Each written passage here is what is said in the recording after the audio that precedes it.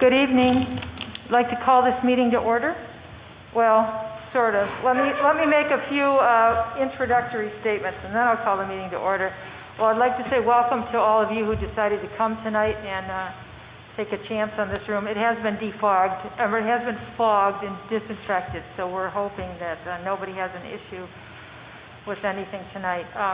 So I'd like to let you know that anyone attending in person must wear a mask and wear it properly in the Township Hall, and I would hope that everyone would do so. It's to promote the public safety and to comply with state and local directives.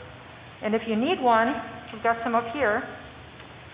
We also have some hand sanitizer. Is there some on the podium, Jennifer? Thank you. And please practice social distancing by keeping at least 6 feet from non-family members. So we're asking for your patience. This is a little unusual here, Zooming and having an in-person meeting. So we're just hoping that you can all be gracious as we try to work through this.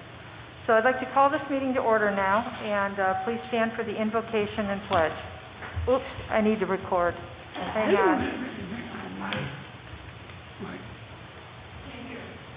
You don't have anything on your mic? Can you hear anything? Check. Can you hear? Yes. Can you hear? Yes. Docket, can you hear? I need to make sure we're recording here, and I'm not seeing that happening. Check. Can you hear? Wayne? Okay, now we're recording. Okay, sorry. Invocation and pledge. Let us humbly petition the providential guiding hand to grace this meeting and also our daily lives. May we aspire to lead a godly and respectful life in every way. And thank you, dear Lord, for the blessing of this day. Amen.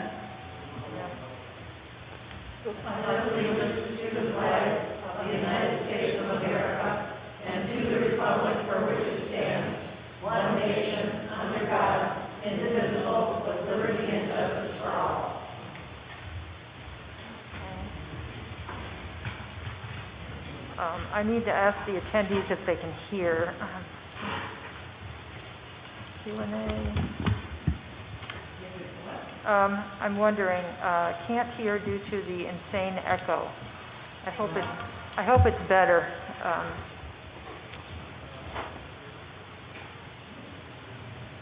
Okay, let's see. Lisa said the Zoom appears to be.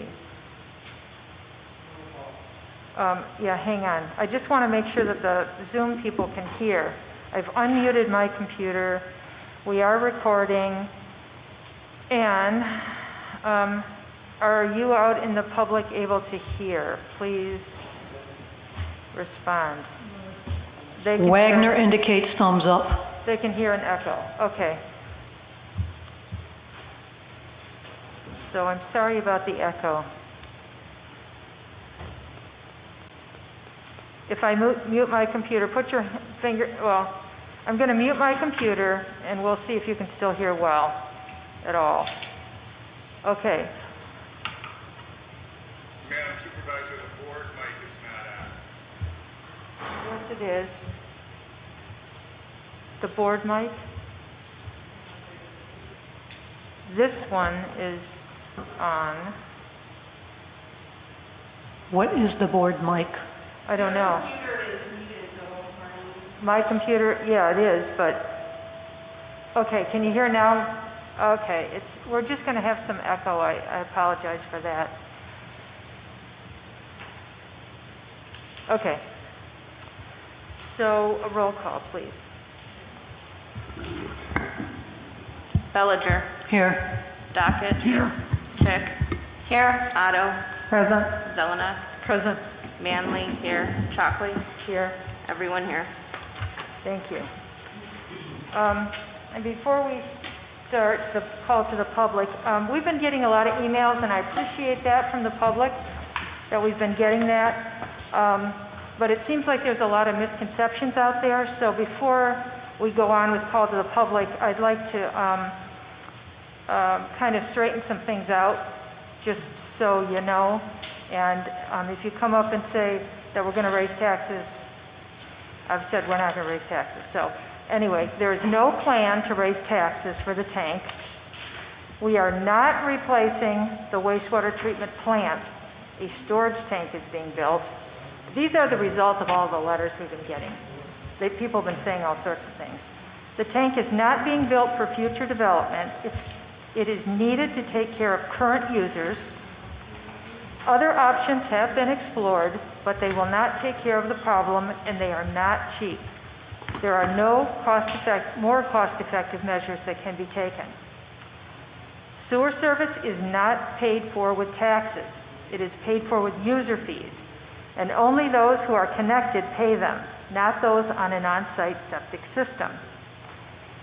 Tetra Tech has done the analysis of the user fees needed to cover the bond payment. The township will set sewer fees to cover the bond payment, not taxes. When a development goes in, the developer pays system development charges, also known as connection fees, to buy into the system and the infrastructure costs of the development. And I have done my homework, and the township has done its due diligence. Yes, we need broadband, but that has nothing to do with the tank. Using general obligation bonds instead of revenue bonds will save 0.25% interest on the debt. That will result in $684,900 savings over the life of the bonds. That saves about $36,000 a year that we would have had to charge in user fees. The township has never defaulted on a debt. If there was a default of a revenue bond or a general obligation bond, the township is ultimately responsible for the debt, whether it is a revenue or a general obligation bond. The construction contract is a lump sum contract. It is standard practice to budget for contingency for unforeseen conditions. The township has budgeted for a modest contingency within the bond. We expect the cost to be less than $4 million. The project is needed to comply with state and federal regulations that all wastewater plants need to comply with. Most wastewater treatment plants have equalization tanks. Wastewater treatment plant effluent is monitored by Northfield Township and reported to the state. Releases of partially treated wastewater are reported by Northfield Township to many agencies. Building the tank will solve the overflow problem for many years. The postcard was sent to all township taxpayers according to the Code of Ordinances. The board has been working on this problem for decades. It is not new. Northfield Township has been cited by the Michigan Department of Environment, Great Lakes, and Energy for overflows. The township would issue bonds borrowed at low interest. The bonds would be repaid over 20 years, much like a house mortgage. Users of the system would pay for it in their quarterly sewer bills. The retention tank would result in an increase of $5 to $10 per quarter. Construction should begin in the spring of 2021 and finish late 2021 or early 2022. And finally, no one on the board has been paid off. So just want to let you know that. Okay, and now we have an opportunity for call to the public. Since we don't have an opportunity, we can't dialogue and Q&A during the call to the public. I just want to let you know, those were the things that were coming in on the emails and comments we've been getting. So hopefully that will solve some of the concerns that might come up during call to the public. And of course, we'd all be very willing to talk to you at any time. Just give us a phone call. So now it's time for call to the public. Please feel free to come up, state your name, your address, and share with us your thoughts for 3 minutes, please. Mary Devlin, 9211 Brookside Drive. When I get through, you may not be too happy that I'm up here, but anyways, I'm here to talk about North Village. We, the residents, have stated repeatedly over the past 5 years that we want a park, not a 4-acre park with 2 of those acres for a beach. However, you have not listened, but you have listened and acted on the marijuana and its businesses because you said that's what the residents want. Now is the time to act in a positive way for at least a 12-acre park and not a housing complex with 90 homes that is being considered with Livonia builders. In addition to the 12-acre park, the balance of the parcel could have just shops with an entrance exit on Barker Road, and our residents could shop there as well as people who are enjoying the park. The majority of this board has continued to drag out issues that could have taken a lot less time, and I hope you do something positive with this and not linger any longer like you have with 75 Barker. Thank you. Thank you. Do we have anyone else who would like to come and speak now?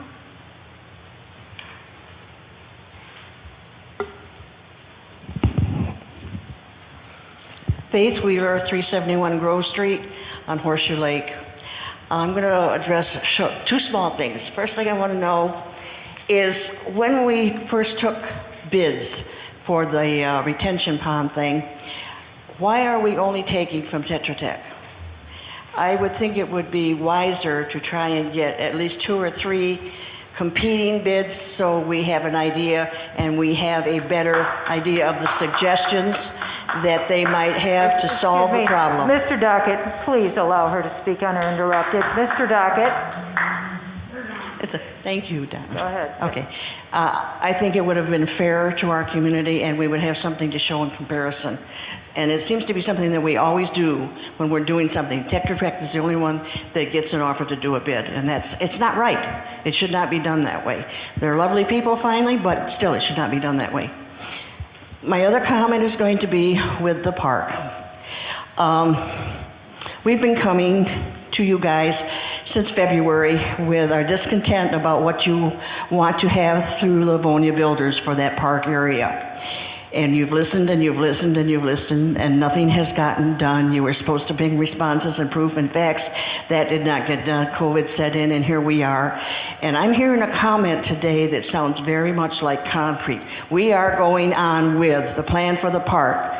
Listen to us, people, because we're not going to change our mind. You're going to get 4 acres and a beach with a dock on it, and they're going to get their 95 houses. That is not consideration as to a park. From what we originally were told, from anywhere from 12 to 17 acres for a park. Until I see that coming out of you guys, that you're going to show us some facts, you're going to go out and get some proof, you're not representing the people of this township. I have down here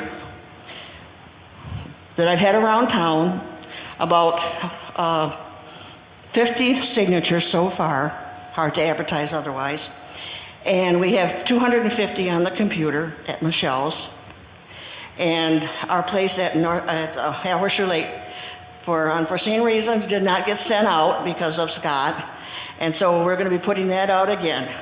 That's showing you just some of the people in this community, and this is all of Northfield Township, that want you to consider before you do anything with Livonia Builders, what kind of park you're going to give us.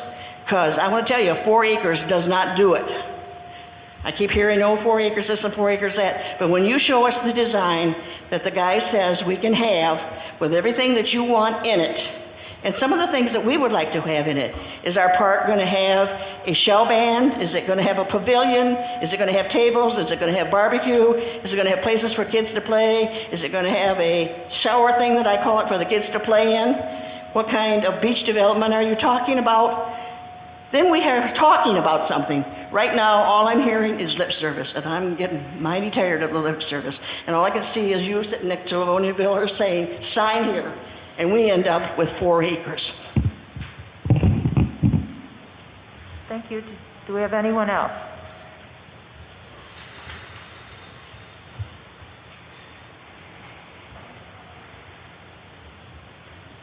My name's Andy. Is it on? Turned it off. Turned it on. That sounds like it's on. It's on. Okay, my name is Andy Licata. Hold it close Yeah, to your very mouth, or get your mouth close to it, if one or the other. Just All swallow this the mic. COVID stuff. Okay.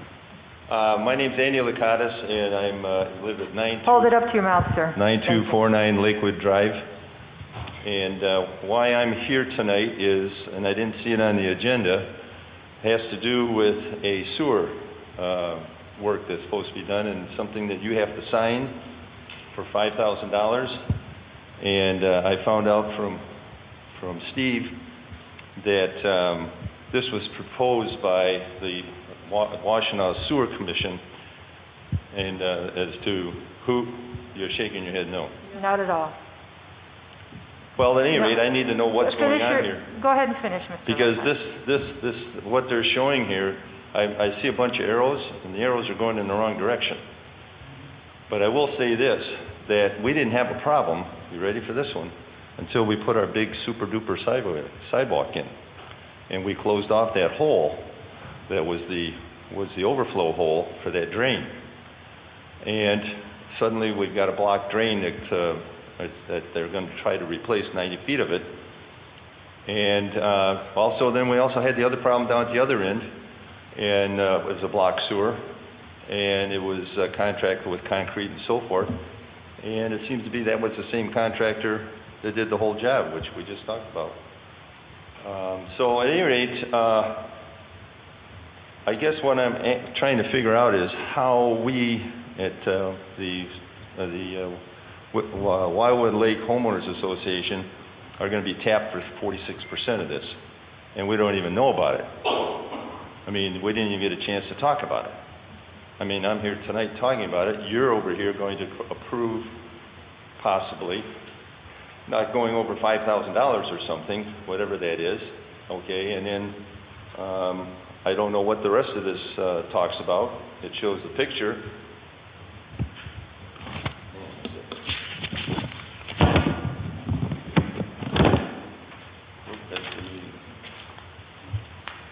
has a picture here. You know, it talks 41.55% for the property owners. And, got it? Thank you. And then the picture over here says, here's the proposed drain that they're going to put in. And then I see a bunch of arrows, and the arrows all go back towards Timbercrest. They don't go across the street, and oh, by the way, that drain across the street is falling in. The road is collapsing. And we're not even talking about that. Okay, so I walked that again today to see what these guys were talking about, and I can't understand how arrows can come from the west, go across Timbercrest, and run into arrows that are running west on the east side of Timbercrest, when indeed they're supposed to run across under that road over into the storm sewer. So this isn't right. So who approves this? Do we approve this? Do you approve the project? That'll be on agenda item number 17, and we'll talk about it then. I would just let you know that it's the Washtenaw County Water Resources Commission, and it's for flooding.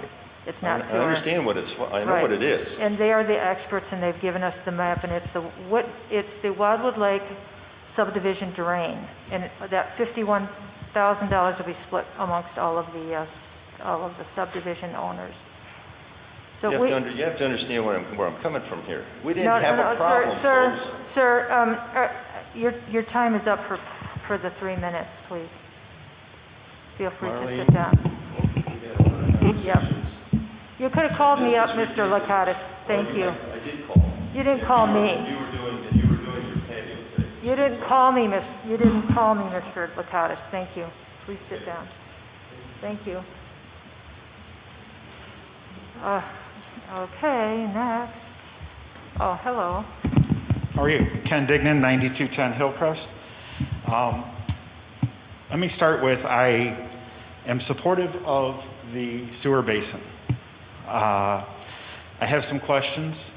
These are questions I've raised before. Let me first make a statement. I believe that this should be done with revenue bonds, not being done with general obligation bonds.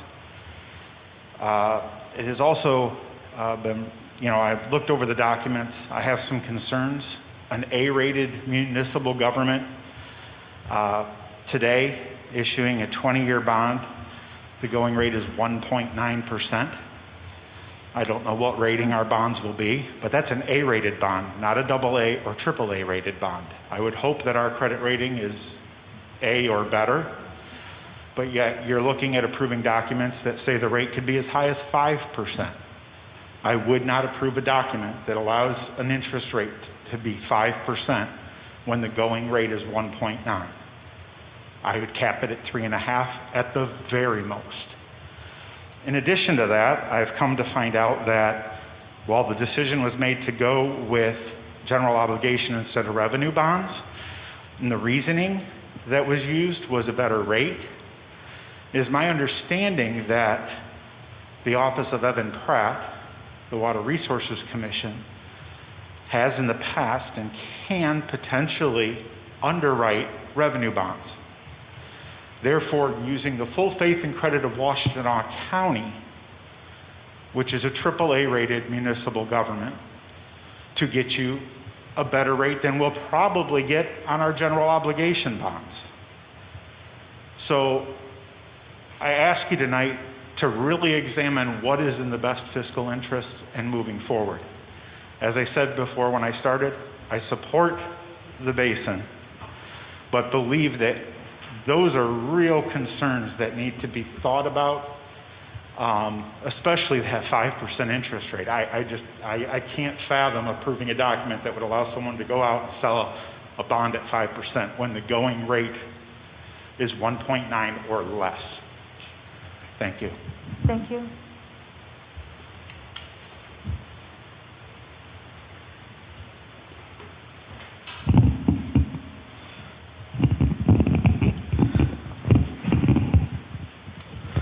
Hello, my name is David Gordon from Helena Road. I would urge you to postpone any decision on spending $5 million for the sewer tank project that is on tonight's agenda, and here are my reasons. There is no imminent threat to public safety. I know this because I've spoken with the agency that would have been called if any release or spill was serious.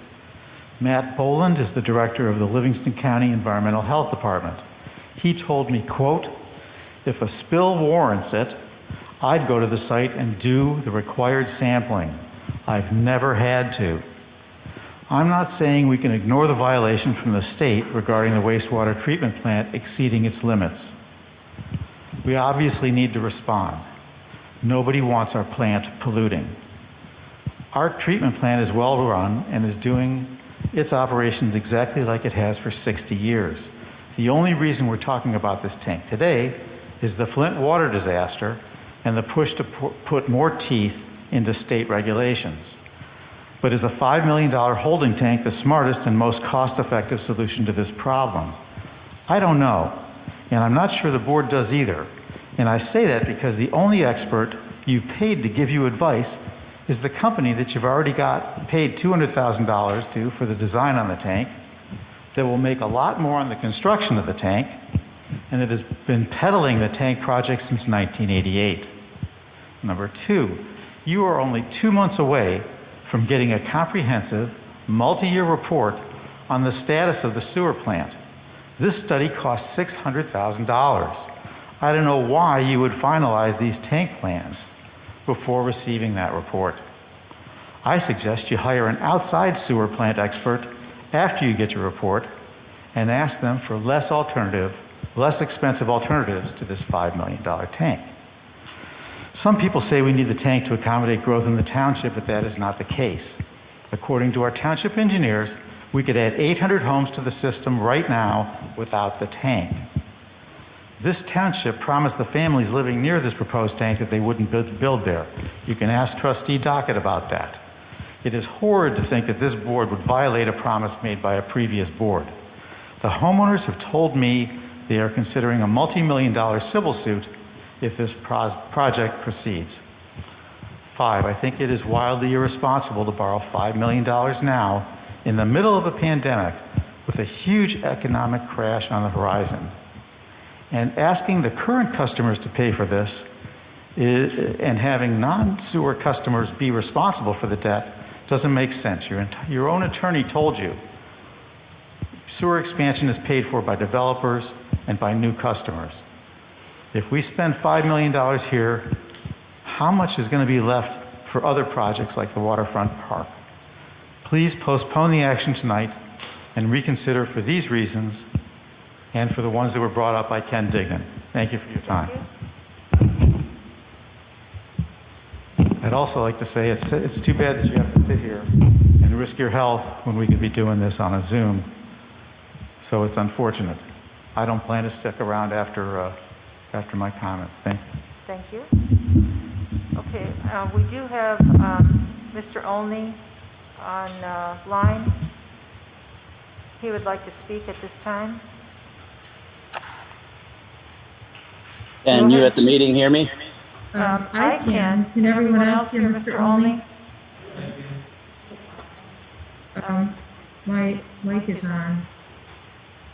Try Speaking, Mr. Olney. Can people in the meeting hear me? Can people hear him now? Okay. Okay. All right. My name is Adam Olney, 9315 Lakewood Court in Wildwood Lake subdivision. So the agenda item 17 involving Wildwood Lake drain speak really close. Added to. Speak really close to your Yep. microphone. Yep, it was. Turn it So on. item 17 was Yeah. added to the agenda Monday, which you don't add emails to the packet Monday. Why do you add agenda items on Monday? I don't understand why the supervisor's handling this. It should be a manager issue. No one can hear. Mr. Olney. I'm speaking as loud as I can. All right. Let me hang on here. Let me see what. I'm all the way up at 100. Maybe that'll help. Can you hear me? Okay, thank you. Okay. So I will start my 3 minutes over. Yeah, go ahead. Adam Olney, 9315 Lakewood Court in the Wildwood Lake subdivision. First, I want to speak about the agenda item 17 that was added on Monday.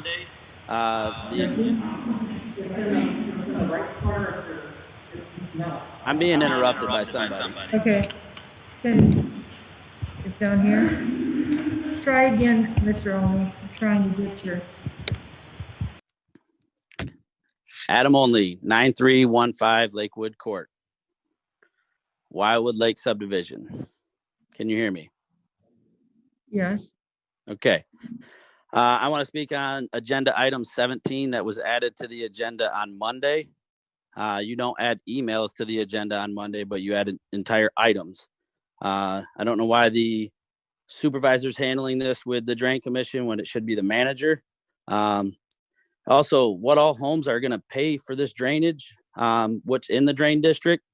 How many homes in North Point Estates are going to pay for it? They'll benefit some of them homes more than any in Wildwood Lake. So just adding a 17th item to this already long agenda makes no sense. There was no notice to homeowners, not saying that by law there might not have to be, but it would be nice.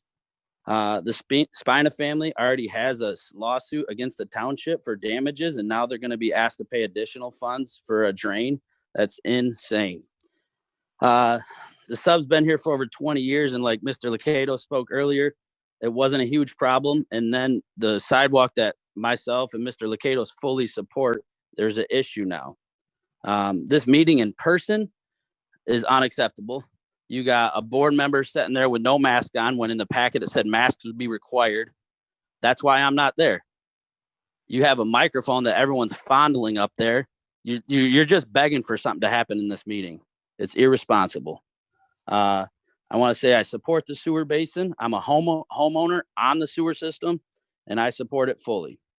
Couple things. The call to the public is before the board member response. So Marlene, you speaking for several minutes before the call to the public was unacceptable. Agenda items can be added and emails can't. It still makes no sense. Lastly, please get out there and vote. Please vote in this election and help us lead Northfield forward. Thank you. Thank you. Do we have anyone else out there dialed in who would like to speak? Please raise your hand. Or if you're on by phone, press *6.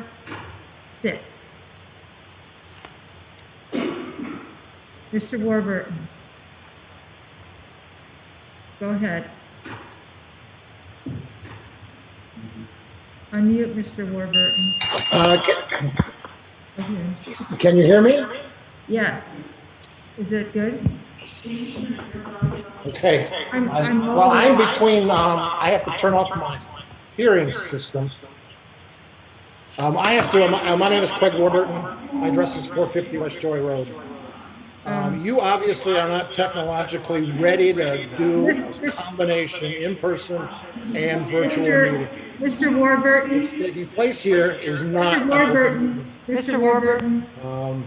You're being interrupted by a board member. Everybody that spoke in public comment was virtually unhearable. Here, hang on. Okay. It wasn't being picked up by the PA system. It was being picked up by a random microphone, I'm sure that Mr. Nelson is providing. Okay. Hey.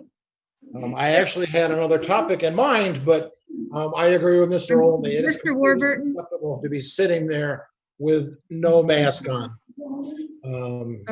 I'm 60, I'm nearly 66 years old, and I wouldn't come near that room. This state is still reporting over 1,000 cases a day. And just because the Republicans in Lansing decided to slap the governor's hands, it's no reason to abandon all the things that were in place that were indeed limiting that rise in cases. My topic for the evening was actually going to be the Reefer 3 and the effect you three had with one other trustee on the marijuana zoning ordinance. You have three very, very significant projects on the table at rest, never going to go forward because of the tinkering you did with what was a very sound document that came from the Planning Commission. I went to several of those meetings and I watched a group of people who had no interest in marijuana fight that through to a very responsible, a very comprehensive, and a very fair document. For a township that has packaged liquor stores that are literally 50 feet apart, you somehow feel it's appropriate to input your 1,000-foot rule?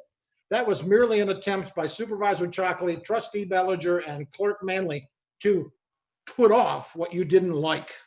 It's a shame you don't like what this township wants to do. But limiting it to three licenses, it's ridiculous. Now you've lost the sale of Barker Road, 75 Barker Road. You sold it for a third of what the current offers were at the time, and your friend didn't follow through. That was a contrivance of the supervisor and I believe Dr. Griffin. I'm not proof positive of that, but that was a convoluted process from the very beginning, and you took people out of the bidding process that were willing to invest hundreds of thousands of dollars in this township. I think this meeting is reprehensible. Your sound quality sucks at home. It's virtually impossible to see all the trustees at one time.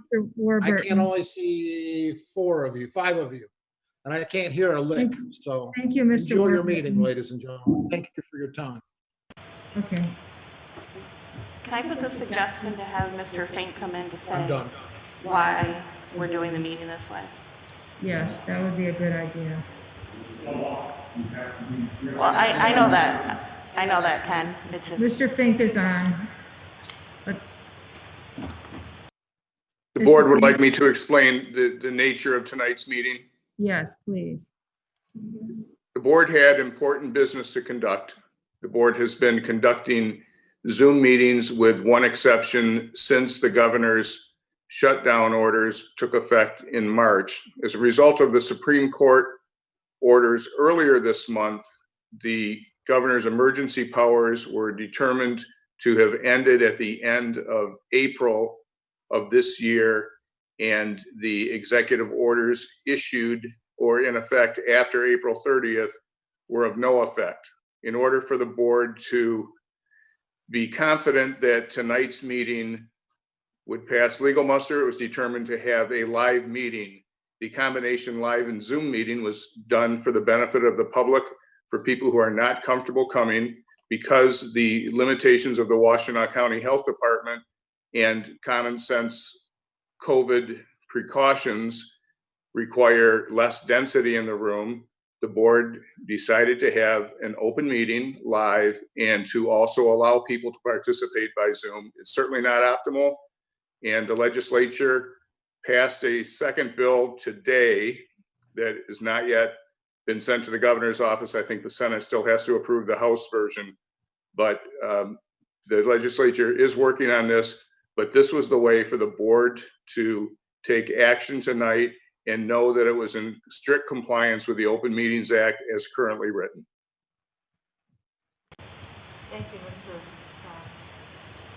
Thank you, Mr. Fink. Did that answer your questions? Yeah, I mean, I understood it, but it seems like the public didn't, so I just wanted to make sure that it was out there. Right. Okay, do we have anyone else in the attendee list who would like to raise their hand to speak?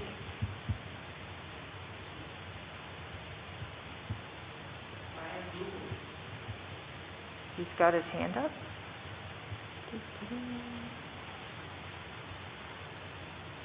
No, I don't see any hands up. Okay. All right, we will close the call to the public, and now we have an opportunity for board member response.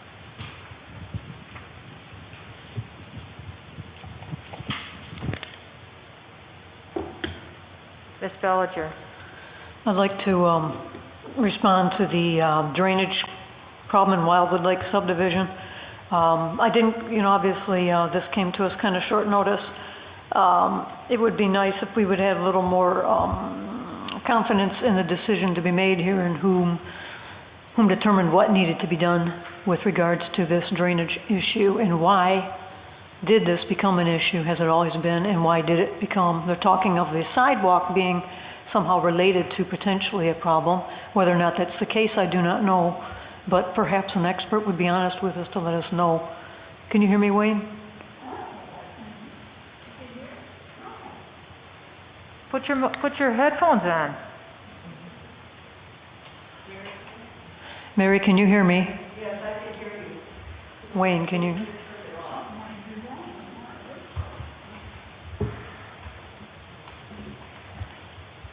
Check. Check 1, 2. You can hear me now? No? Okay. Lenore's bringing another pair.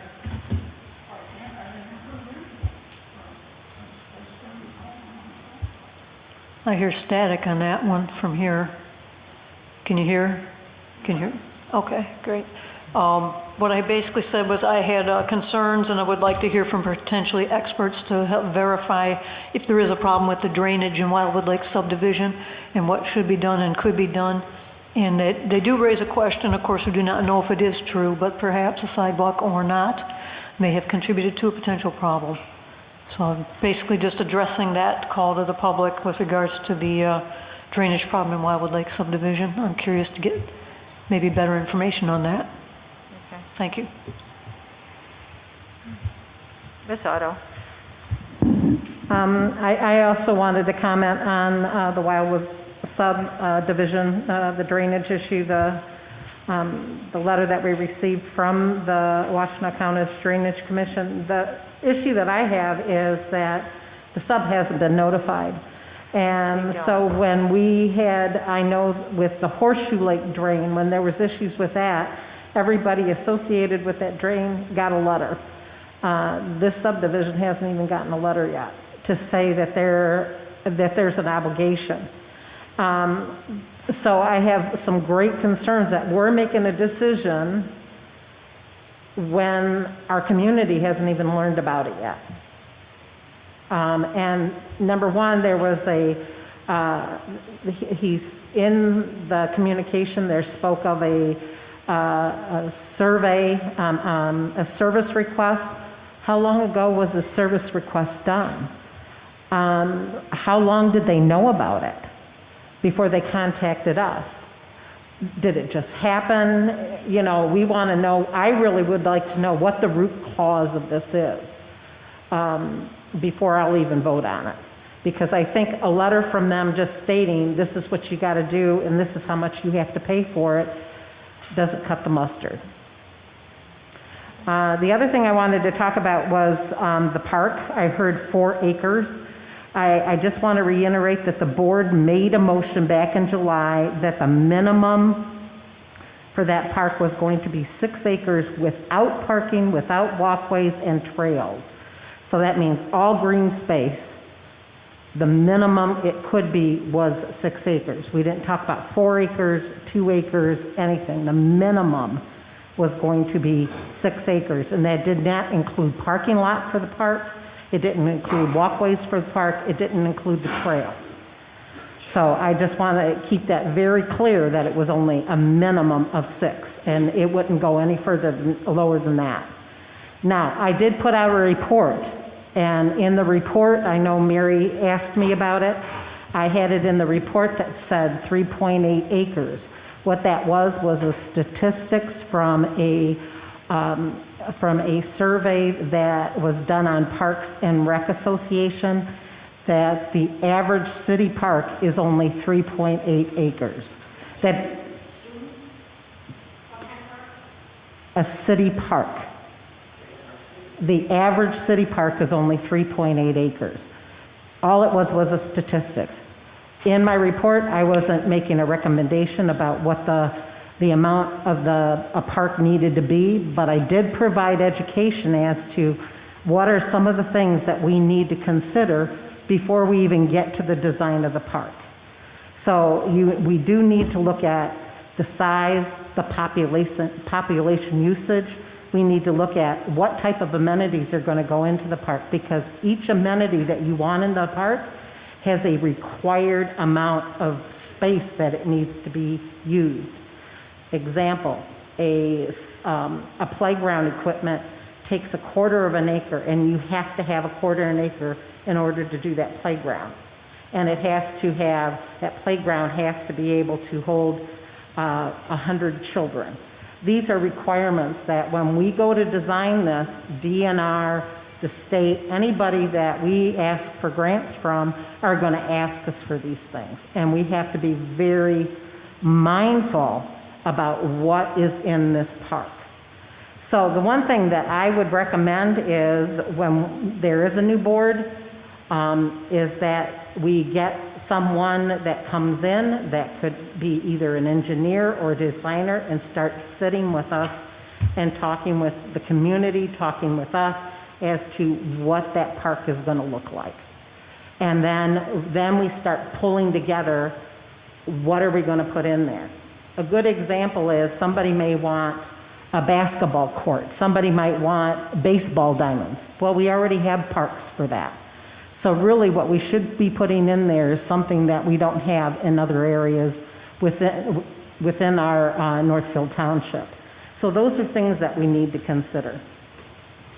The other thing that I wanted to talk about too was David Gordon made the comment that our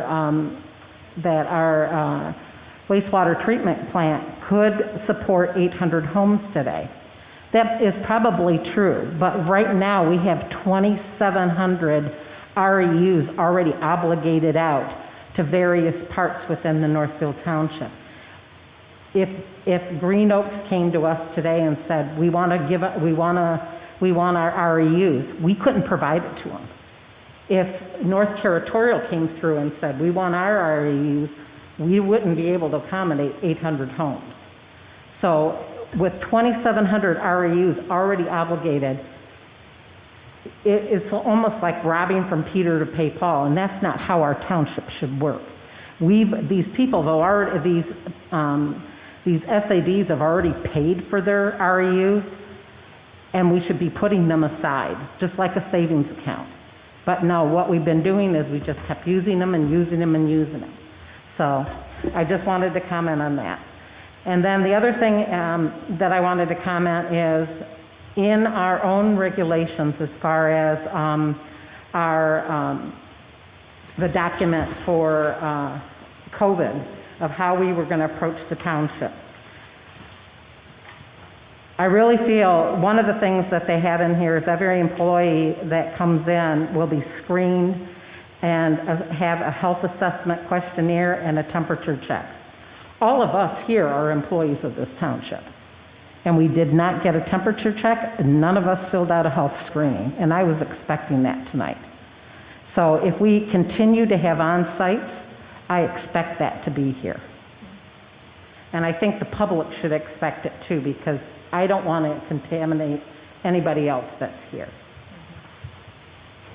And it is required for us to wear a mask. Correct. Ms. Chick? Yeah, I just wanted to, if I'm speaking loud enough, I wanted to reiterate as well that I don't think it's fair for us to be making any decisions on anything that impacts the subdivision, Lakewood subdivision, because we don't have any information. We have as much information as you have, and the homeowners don't even have all the information yet. So how do we make a decision if we don't have the information? So I'm not comfortable making a decision without actually finding out all the details, how it happened, and what the obligation is, and are they really obligated to pay that much? Is there some kind of negotiation that can be done? Because we've done that before. There isn't. Okay. All right, so we need more information either way. And I also agree with the screening. I fully expected, in fact, we talked about it before, someone should be standing at the door with a thermometer, the forehead one, because you don't have to get close to people, and checking temperatures as people come in. It's just a safety precaution. They do it everywhere else you go. And I wanted to back up everything Jackie said about the park, because that's what we've been trying to do. And we've also been asking what's going on, what's going on, what's going on. And I apologize to everybody that we don't have any more information than you have. When the last time we asked about it, it was actually Mr. Fink that said the holdup is on his end. So I don't know where they're at with that right now either. So thank you. Okay. Any other board members? Mr. Duckett? Yes, I feel the same way about this. First of all, I don't think the township should, I don't understand why we would pay anything. It's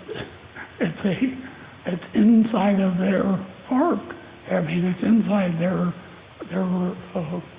homeowners association. Why would the township pay a penny towards that?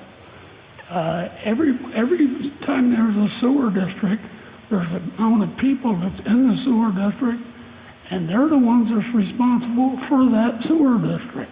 So I would think that we wouldn't pay anything towards going into a private subdivision and doing any work there.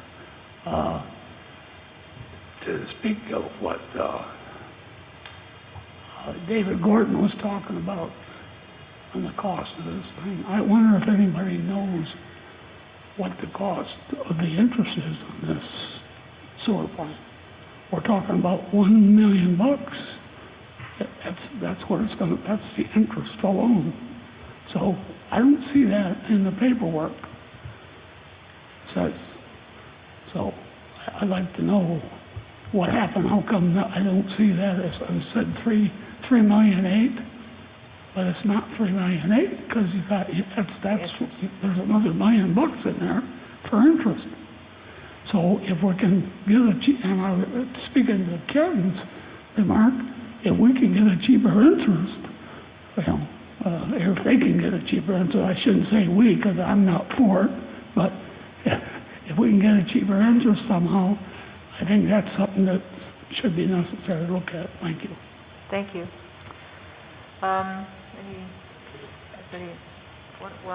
Ms. Manlin. I mean, I'm really just going to back up what everybody else said. As far as the park, we don't have any updates on that. Nothing sold, nothing signed. So I don't think we need to, really worry about that too much. The next board, again, I think everybody's going to do a comprehensive study on what people want, what a park would cost. So again, just a reassurance, nothing has been signed with Livonia Builders. Maybe we can get an update today from the manager on where we are at on that. Same feelings on the subdivision. Again, more information is needed. And maybe if Mr. Ains or if anyone knows what Mr. Dignan was talking about, possibly getting lower bond rates from the county, that would be interesting to know. So that's it. Thanks. Okay, thank you. I see. I have one Ms. more. Zelnok. I have one more thing. Before. Ms. Otto had her hand up. No, let him go, because I wanted to respond to Mr. Dockett. Okay. But let him go. Go ahead, Mr. Dockett. I'm talking about when you were talking on this intent to include capital improvement bond, in the middle of the page where you said the retention tank would result in an increase of $5 to $10 a quarter. However, other financing increases may also include the cost of and other needed capital needs, and inflation to operation cost, and an increase as a quarterly bill cannot be solely attributed to the proposed tank. Now, that, who thinks up these kind of statements? That was a nice disclaimer. we already, yeah, I mean, let's not try to fool these people.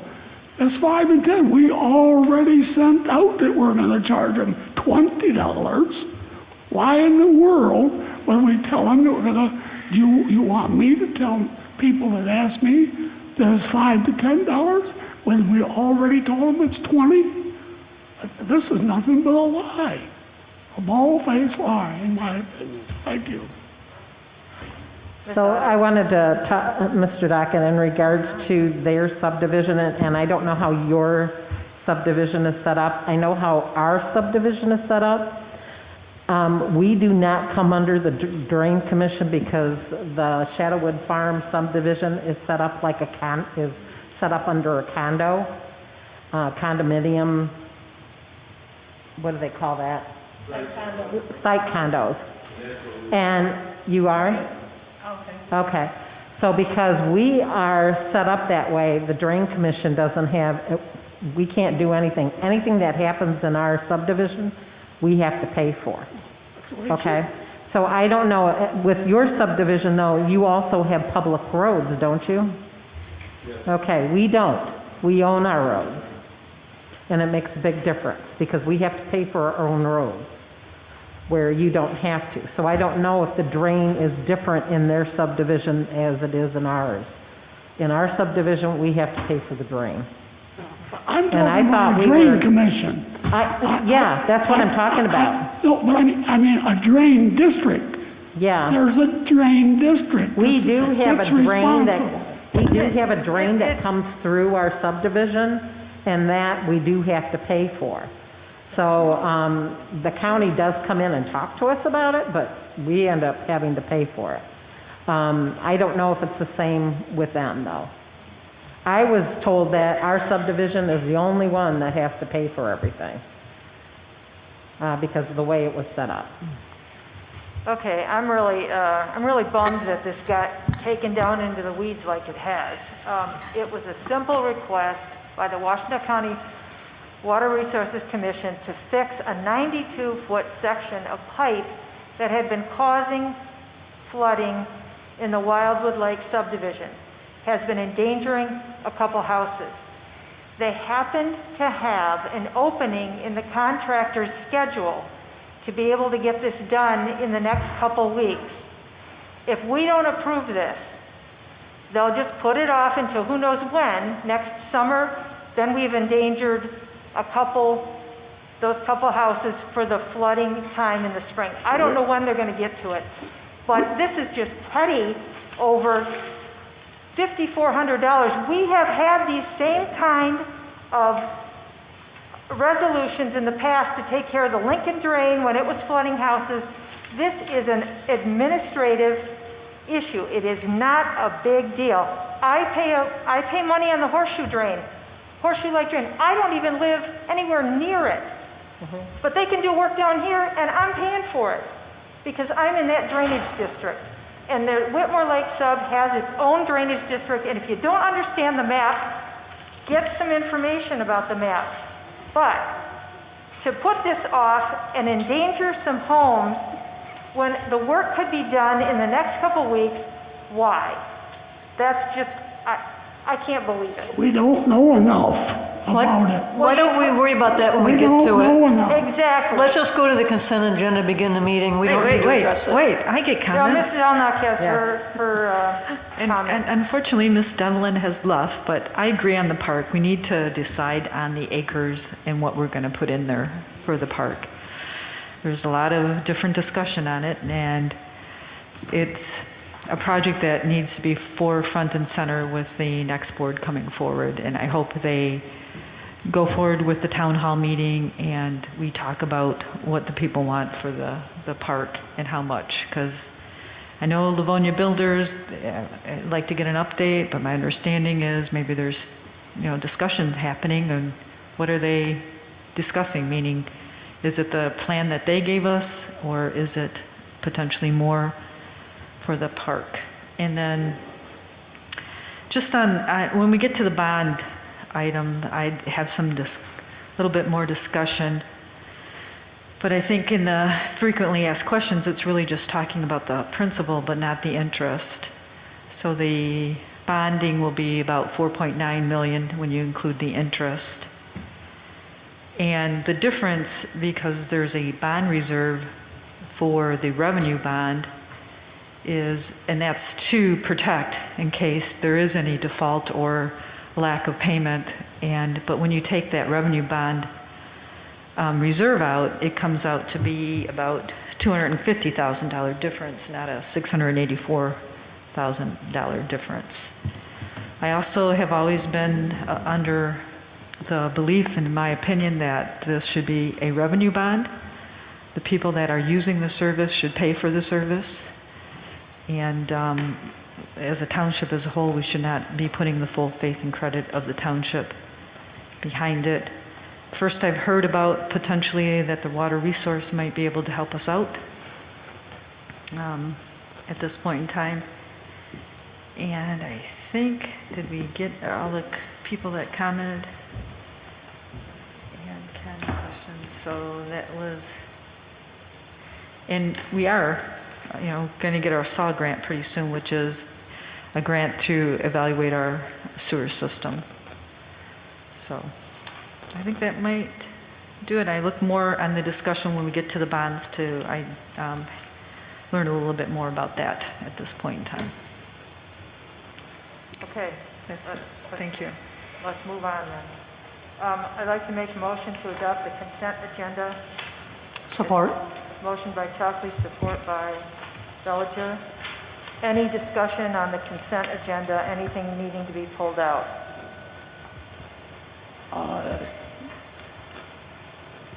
I have number 9. Number 9? I've already talked about it. That's it. Okay, thank you. So we don't need it out. Okay. I would just like to, number 8. Okay. Any other items from the consent agenda? Okay. Ms. Zelnuck, what do you have? I just, it's a comment. I just want to make sure the motion that we made on September 8th is being fully followed as around as COVID and people coming back to work. That's my only comment.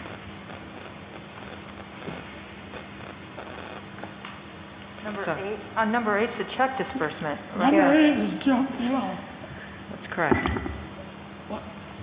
I'm confused. I'm sorry. What's your question? What's your question? It was really just more of a comment.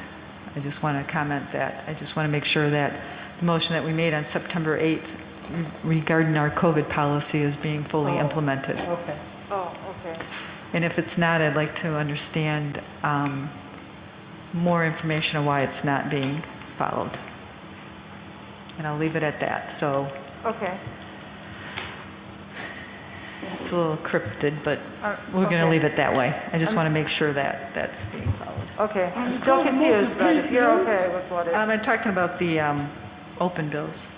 Yeah, the paid bills, correct. Yep. Paid bills. What's that got to do with that? I don't understand. Yeah, I don't know what that's got to do with COVID anyway. What? I just want to make sure our COVID policy of people coming back to work is being fully implemented. In the paid bills? Correct. In the paid bills? Really? Yep. Okay. You got it. Okay. And if it's not, I'd like to know why and what options that we have to make sure that's implemented. Okay, talk to Mr. Ains about it, because I have no clue what you're talking about. I have, but I just want to alert the board as well. Okay, thank you. I was going to have the same suggestion, maybe I already talk have. to Mr. Ains about that, and Yeah. if it's something that the board needs to address directly, It then, might be something that the Personnel will. Committee may need to address. okay. So I just wanted to let people know that, especially the Personnel Committee. With the paid bills.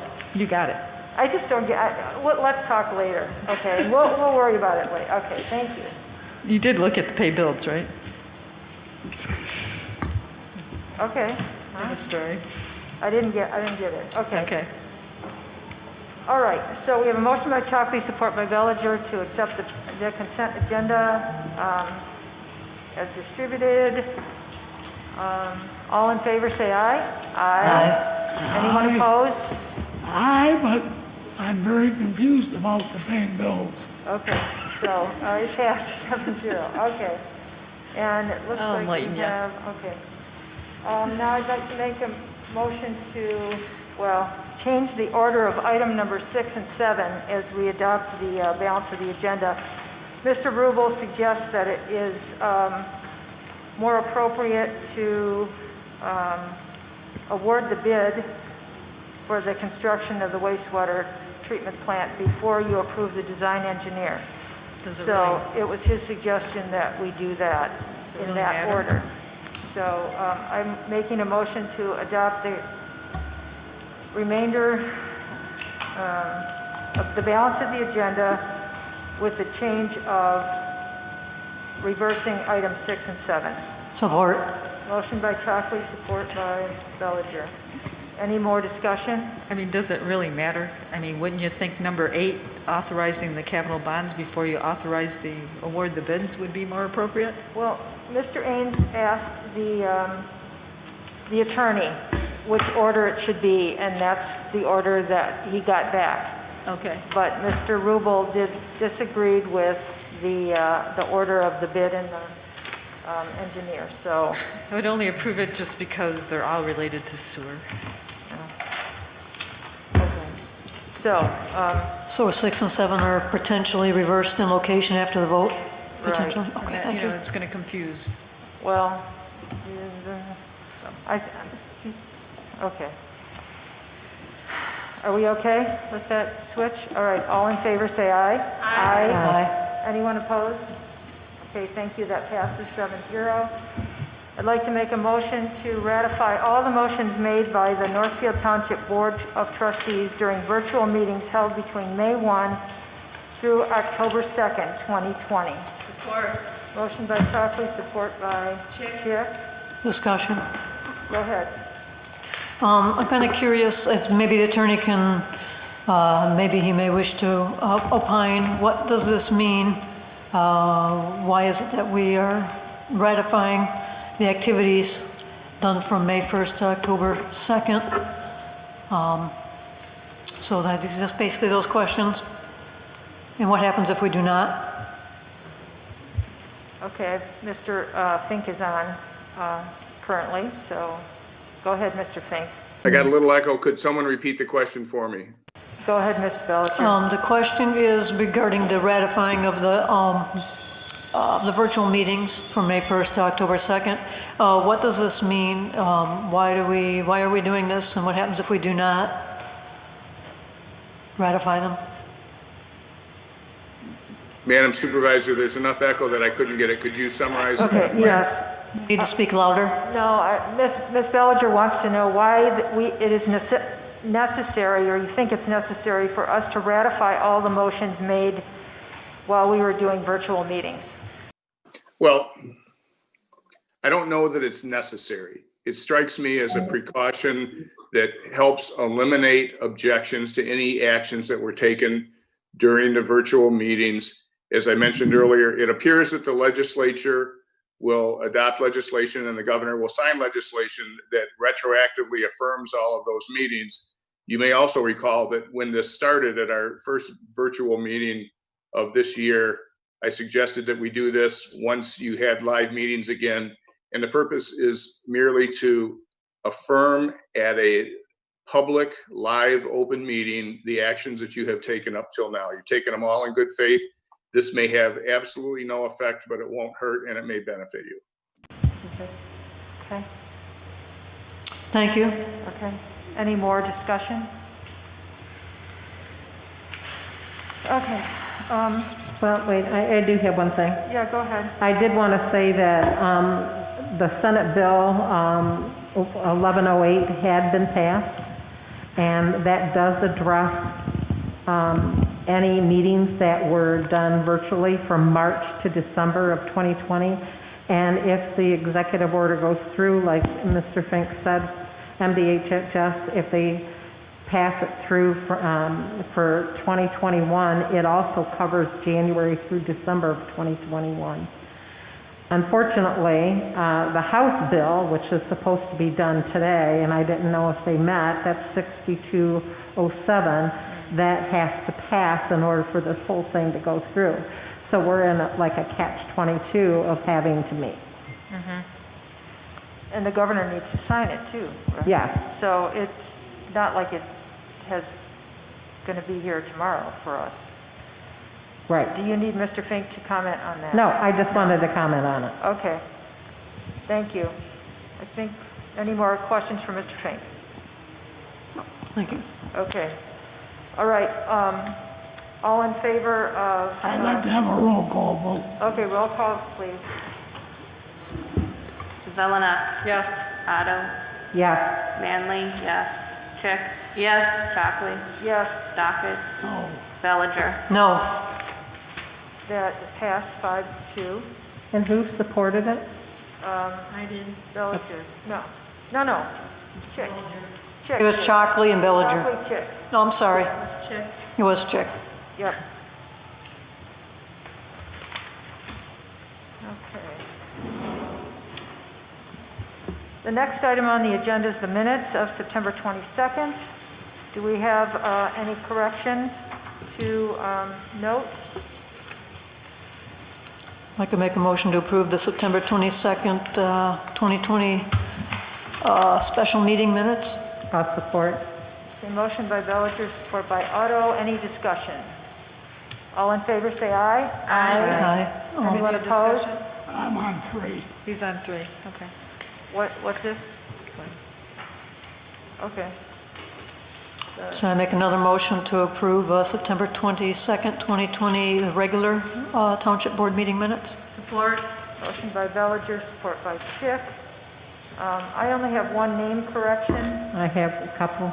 Okay. The name correction I have is under first call to the public. I believe it's Shannon Koenig instead of Sharon. Am I Yeah, correct? Shannon. Shannon, right. Shann. Okay, and that's my correction. Miss Otto. Then on page 2, under North Trellis, Rob McCurran, it should be Dr. Rob McCurran. I think you need to put the doctor in front of it. Where's this? It's under North Trellis, under D, Second column. What page? second column, What page? page 2, Okay. or was it? MD, either Okay, got one. it. What was the name? Dr. whom? Oh, Dr. Rob McCurran, Okay. either that or put MD after it. okay. And then on page 3, it's at the bottom of the page where comments were made. It's above where it says wastewater treatment plant connection costs. It's above that. It's the last sentence in that paragraph. Several board members said they did not meet with or accept campaign donations. I would like the 3 people that made that comment spelled out instead of several board members.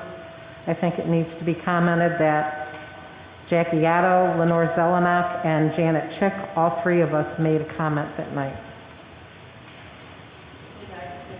You did too? Okay. I wasn't sure. Okay. Okay. And then... Just saying several board members doesn't cut it with me. Okay. I hope Lisa got that. You sent her email. Yeah, I think so. And then I have one other correction. It's on page 2, under Pure Buds on the right column. It's a cleanup in the county program, I believe, instead of country. It's the fourth line from the bottom of their Oh, paragraph. yeah, county. Yeah, It says country. yeah, country. Okay. So any more corrections? Yes, there's one. On the first page, I looked at, it says CC, I think it's CICI, anybody can confirm that? On the call to public? I don't know. Right after Shannon or Sharon Koenig, is it CICI, I believe? I think it is. Okay, we'll change it. Should I amend the motion to accept the minutes as corrected? Yeah. And Ms. Chick seconded. Okay, all in favor, say aye. Aye. Anyone opposed? Okay, thank you. That passes, 7-0. Okay, I'd like to make a motion to approve the minutes of September 29th, 2020. Support. Motion by Chalkley, support by Bellinger. Any discussion, changes, anything? All in favor, say aye. Aye. Anyone opposed? Mr. Dockett, did you say aye? Aye. Okay, thank you. 7-0. Okay. Should I move to approve the payment of the open bills with the expected check run date of October 14th, 2020 for a total of $164,756.11. I believe that's a different value now. had We a had a new correction. open bills, don't we? Yeah, we got a different number. It's $190,605.62. I'll support. Okay, so motion by Bellinger and support by Chick. Any more discussion on the open bills? Okay. Mr. Well, wait Dockett's a not. minute, I did. Okay. Go ahead, Ms. I Otto. wanted to see, this is just a comment. I was going through Mr. Fink's bills, and evidently there was an update on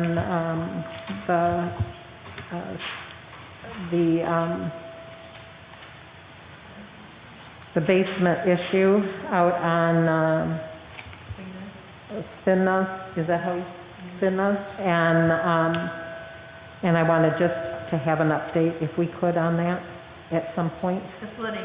The flooding. At the home, Lake. Oh, Because it appears that they've had a conversation. I'd just like to see if we could have an update. That's all it is.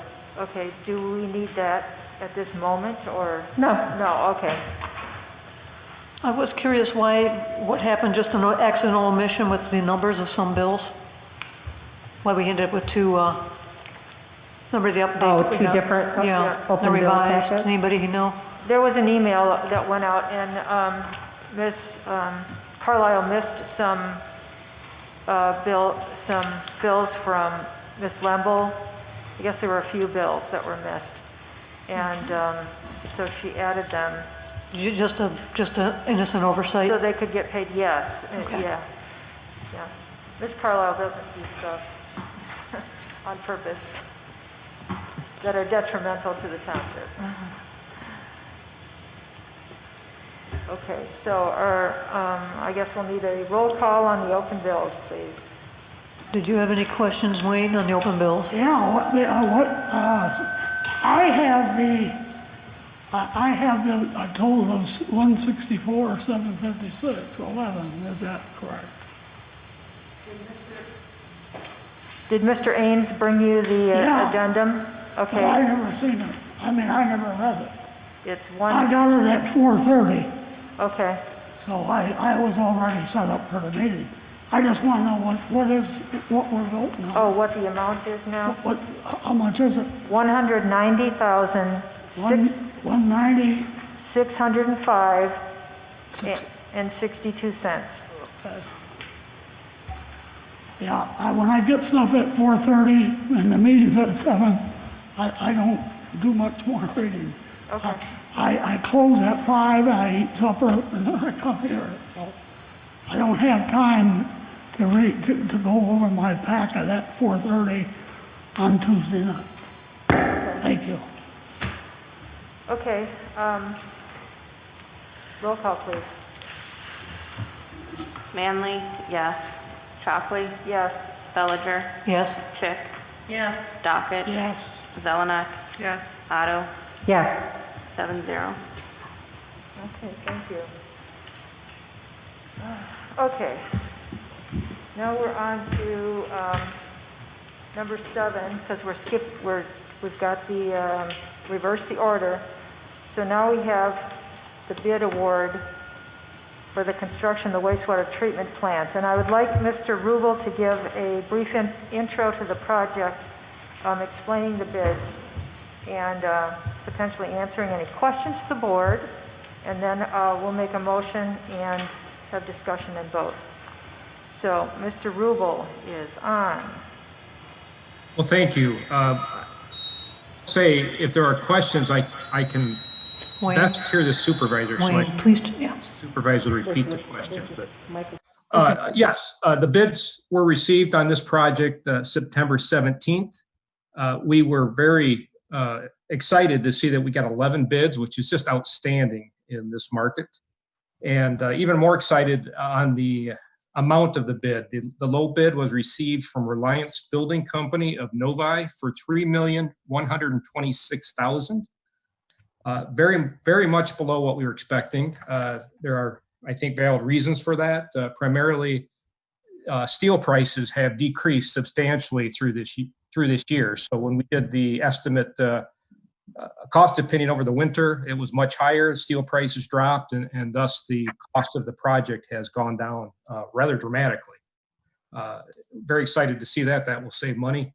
But going back to the contractor, Reliance Building Company is a contractor that Tetra Tech has worked for successfully on projects. And in particular, they completed a almost identical tank as this one in Richmond, Michigan, that Tetra Tech designed. So we know they can get this done. Reliance is a very good contractor to work with. They do not self-perform any work. They are going to subcontract to the various trades for all of the work. They will just be project managers, and I think that's a good thing. Contractors in general are somewhat poor project managers, so to have somebody that does only that, I think will be a benefit to the project. Again, we're very pleased on this price. Everything checked out to us. We called references, also got excellent feedback on Reliance. So I would absolutely recommend that you consider that bid, and I can answer any questions regarding the bid process or the contractor. Well, okay, Ms. Chick. So we received the listing of the bids that we looked at. When you opened the bids, other than the final number that they presented as an offering, do you get to look at an itemization of what actually made up that amount? And if there is an itemization, is it possible that we can have a copy of that? I heard the word itemization. I believe she asked if we had looked at the itemization of the bid. Right. Yeah, it is a lump sum bid. We had them break down a few components for us, just so that we understood, where the major cost in that price came in. And those major components were lower than we expected, but they seemed to be realistic and were relative to the other bidders. So we feel like they did not miss anything in their bid. Can we be provided a copy of the one that we're talking about? Yeah. So Ms. Chick would like a copy of that, if we can get it. Some breakdowns? Yes. Yeah. I've got only a few, but I can do it. For Reliance Building. Okay. Yeah. I would actually, go ahead, Ms. Otto. I wanted to ask Mr. Rubel if they've used Reliance before in the past? Yeah, they just built a tank in Richmond with them, Yeah. so. And what was their experience with them in Richmond? He just said that. Well, I know, but I didn't hear it. Oh, okay. Okay, maybe it's the audio. Okay. Mr. Rubel. Yeah. Ms. Otto didn't hear what you had to say about Reliance and if you'd ever worked with them. Yes, we have a number of places. Richmond, Michigan, they built an identical tank to Northfield's tank. Okay. We also work with them on a water treatment plant in Chelsea. So very, very large, complex projects. We have experience for Reliance doing a good job. Okay. Thank you. Okay. Any more questions for Mr. Rubel? Okay, I'd like to make a No, but motion. I'd like to say that Spence Brothers have been around since when I worked on construction, 50, 60 years ago, 50 years ago. And they've been around a long time, and they only a very few dollars. They're a very good outfit, and if I had my rathers, I would have liked to seen Spence Brothers get it. Thank you. Okay, thank you. I would like to make a motion to award the bid for, a motion to move to authorize the awarding of the bid for construction of the wastewater treatment plant equalization basin to Reliance Building Company of Novi in the amount of $3,126,000 with a contingency of 5 to 10% should unforeseen conditions occur that require changes to the contract contingent upon the successful sale and closing of the capital improvement bonds necessary to fund the project. Support. Motion by Chalkley, support by Bellinger. Okay, do we have more discussion on this item? Mr. Dockett. I would like to have it in the minutes. I'm voting no on this. I believe that we are breaking a promise to these people, the 12 people that live near the plant. I remember the meeting from when they bought the property about 15, 20 years ago. I can't remember exactly when. And at the meeting, they said they were buying it only for a buffer, so that they would have a buffer between these 12 lots and the sewer plant. About a year ago, I remember reading the minutes where this township went to the meeting. Jackie and Janet went, I'm pretty sure, to get the okay to build the plant. The people were there that owns them, lots of 12 people that have a deed restriction. That they're not, the only thing you can build over there on them lots is a single house with a garage. That's the deed restriction. They know there's a deed restriction. The township knows there's a deed restriction. They lied about getting the piece of property. As soon as they got it, they combined it with the rest of it. And I think we're doing these people wrong, and that is why I'm voting no. So I don't want to just say Dockett voted no.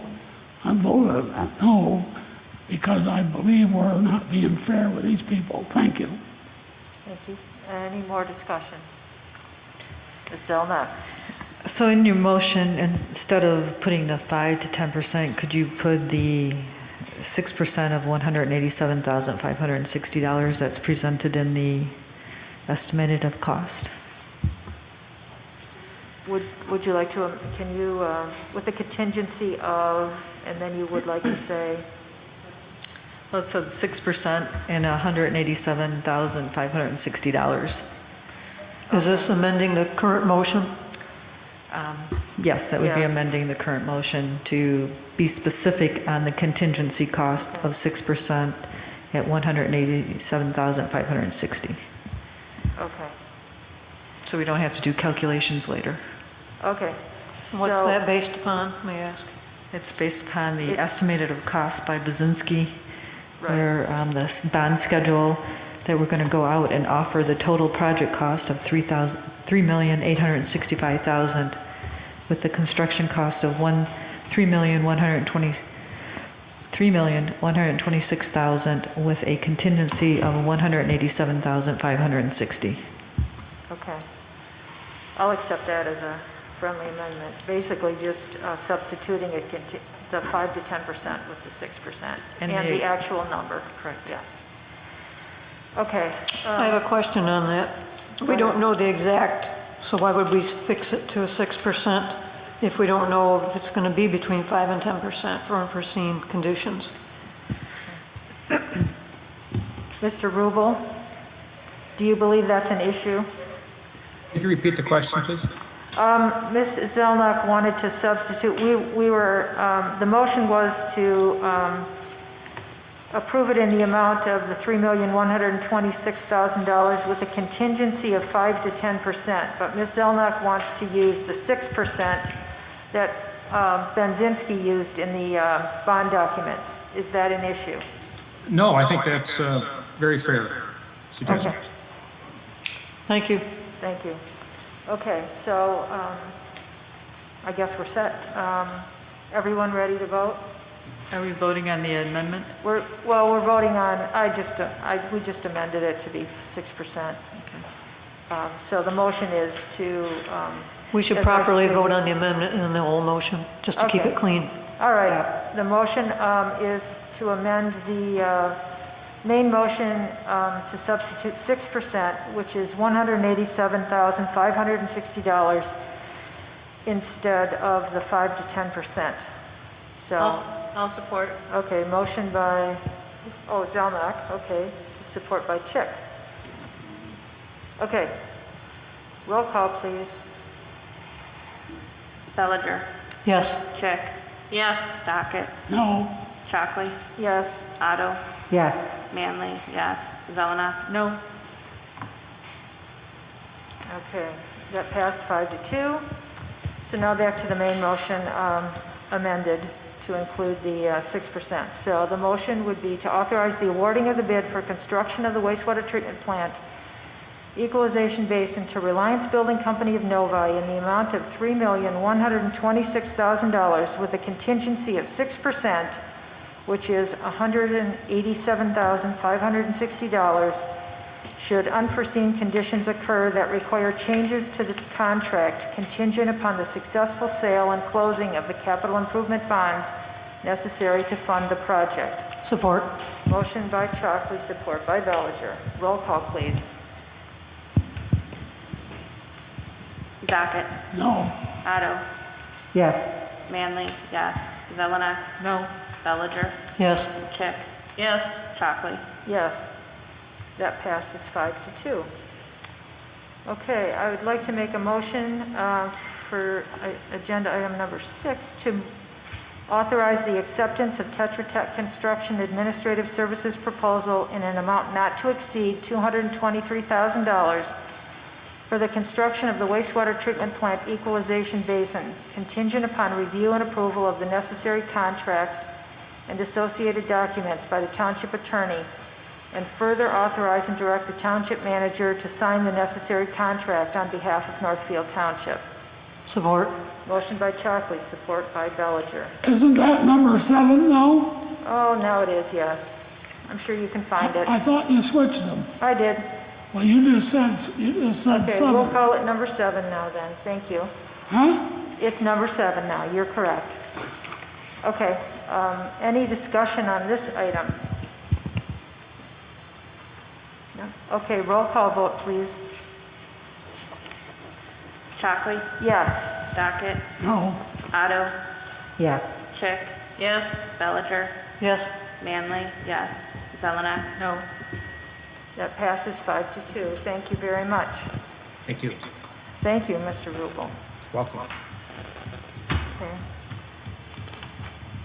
Okay. Next are the bonds. You want me to make the motion?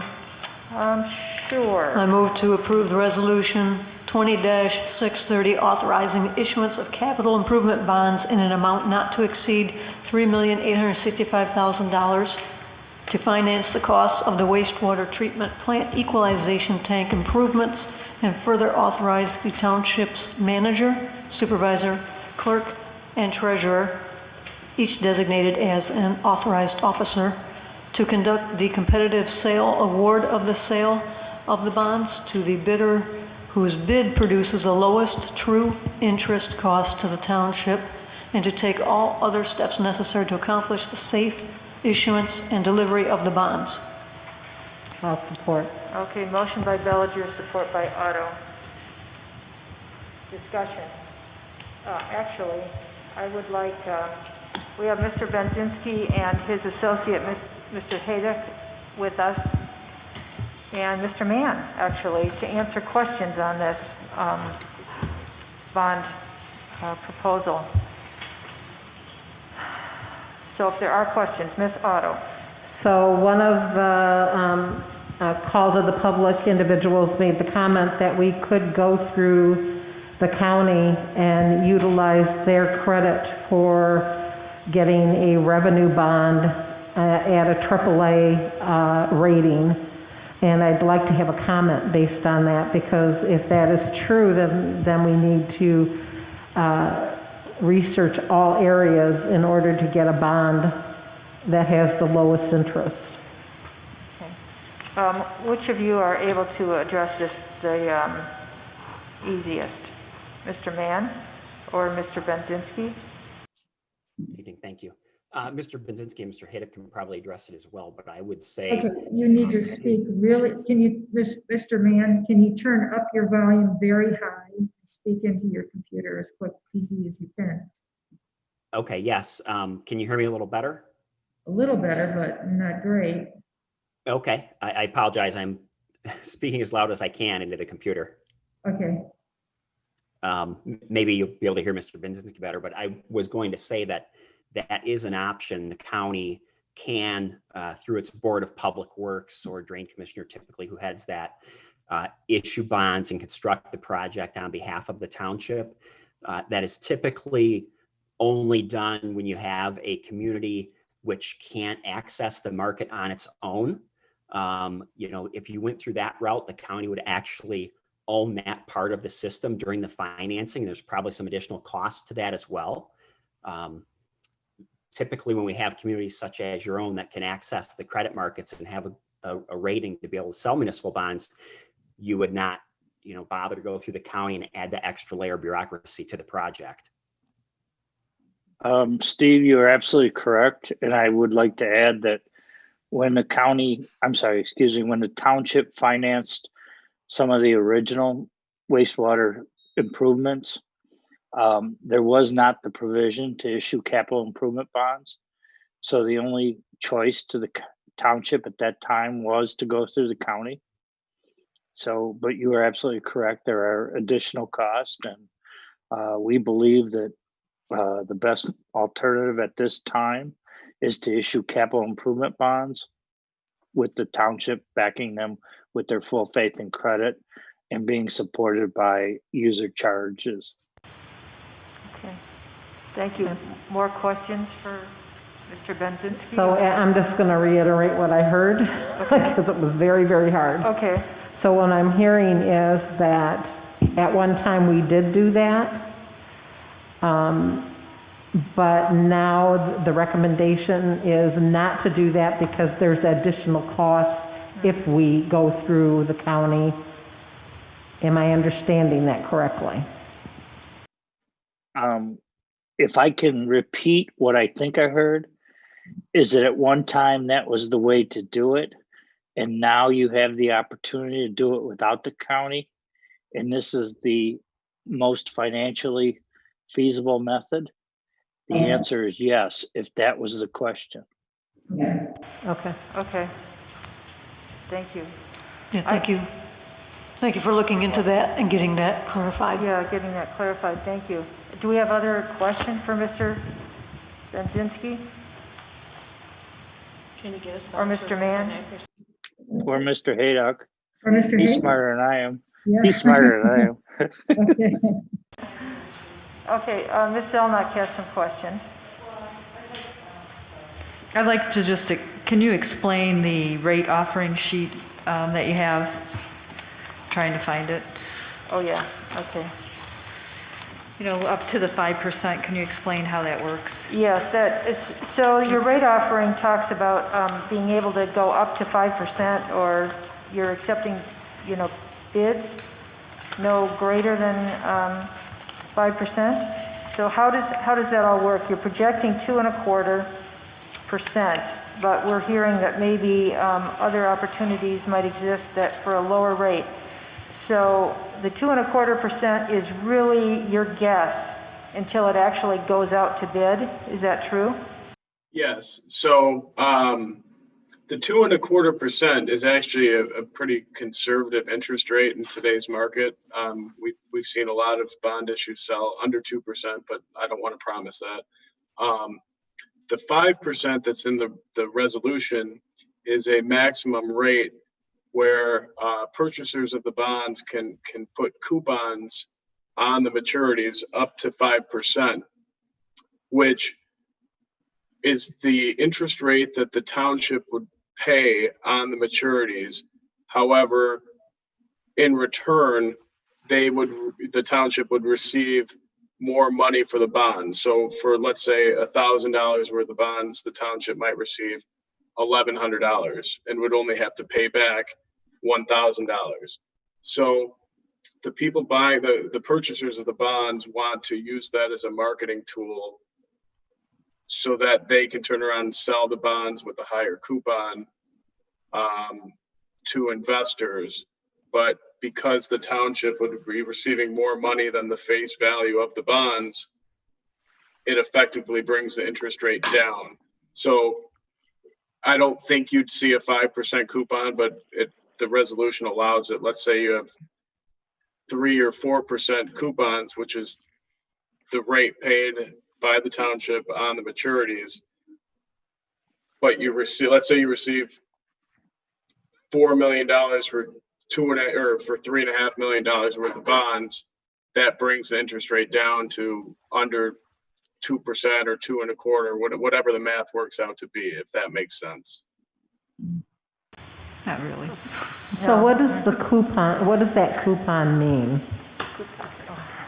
I think this is where you need a degree in finance. I know. I'm sorry.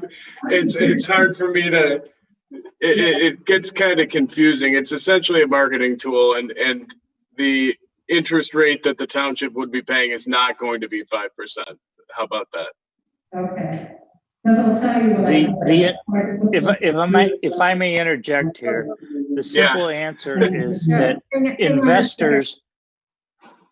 investors buy these bonds as investments. On any given day, they may have a desire to sell them. If they have a very low interest rate on them that represent the market that we have today of maybe 0.25% for a 2-year transaction, they would have difficulty selling that. They have more ability to sell that if it has a 3% or 2% coupon on it, and they pay more for it than the value is, but they get the higher return every 6 months for the higher dollar amount. It's, as Mr. Haydock indicated, it's all about the marketing, and in our business, we call it coupon protection. But again, you have to go into a lot of detail to explain that. And as we have always said, and I think we have some emails or memos on that talk about, we will determine the lowest true interest cost to the township that we receive, and we will be able to explain that to the township when we receive the bids. And we have to award to the lowest true interest cost under state law.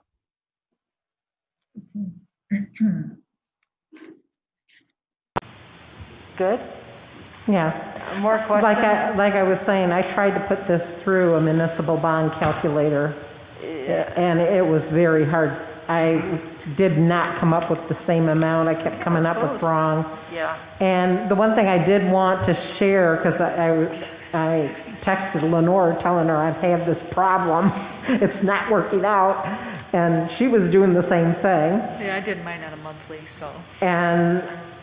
And the problem being is that this is semi-annual. So is the interest compounded semi-annual? That's what I wanted to know.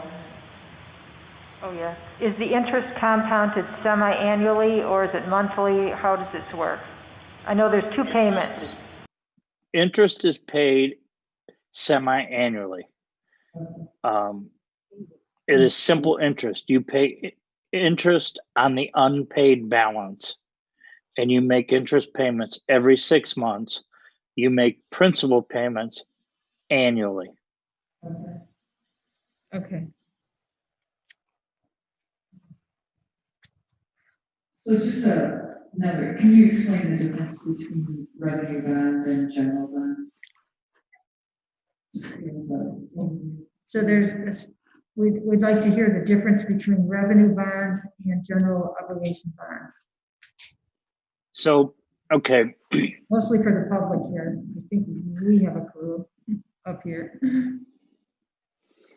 under Michigan law, you have the ability to issue what we call in the market or the industry as capital improvement bonds or general obligation limited tax bonds.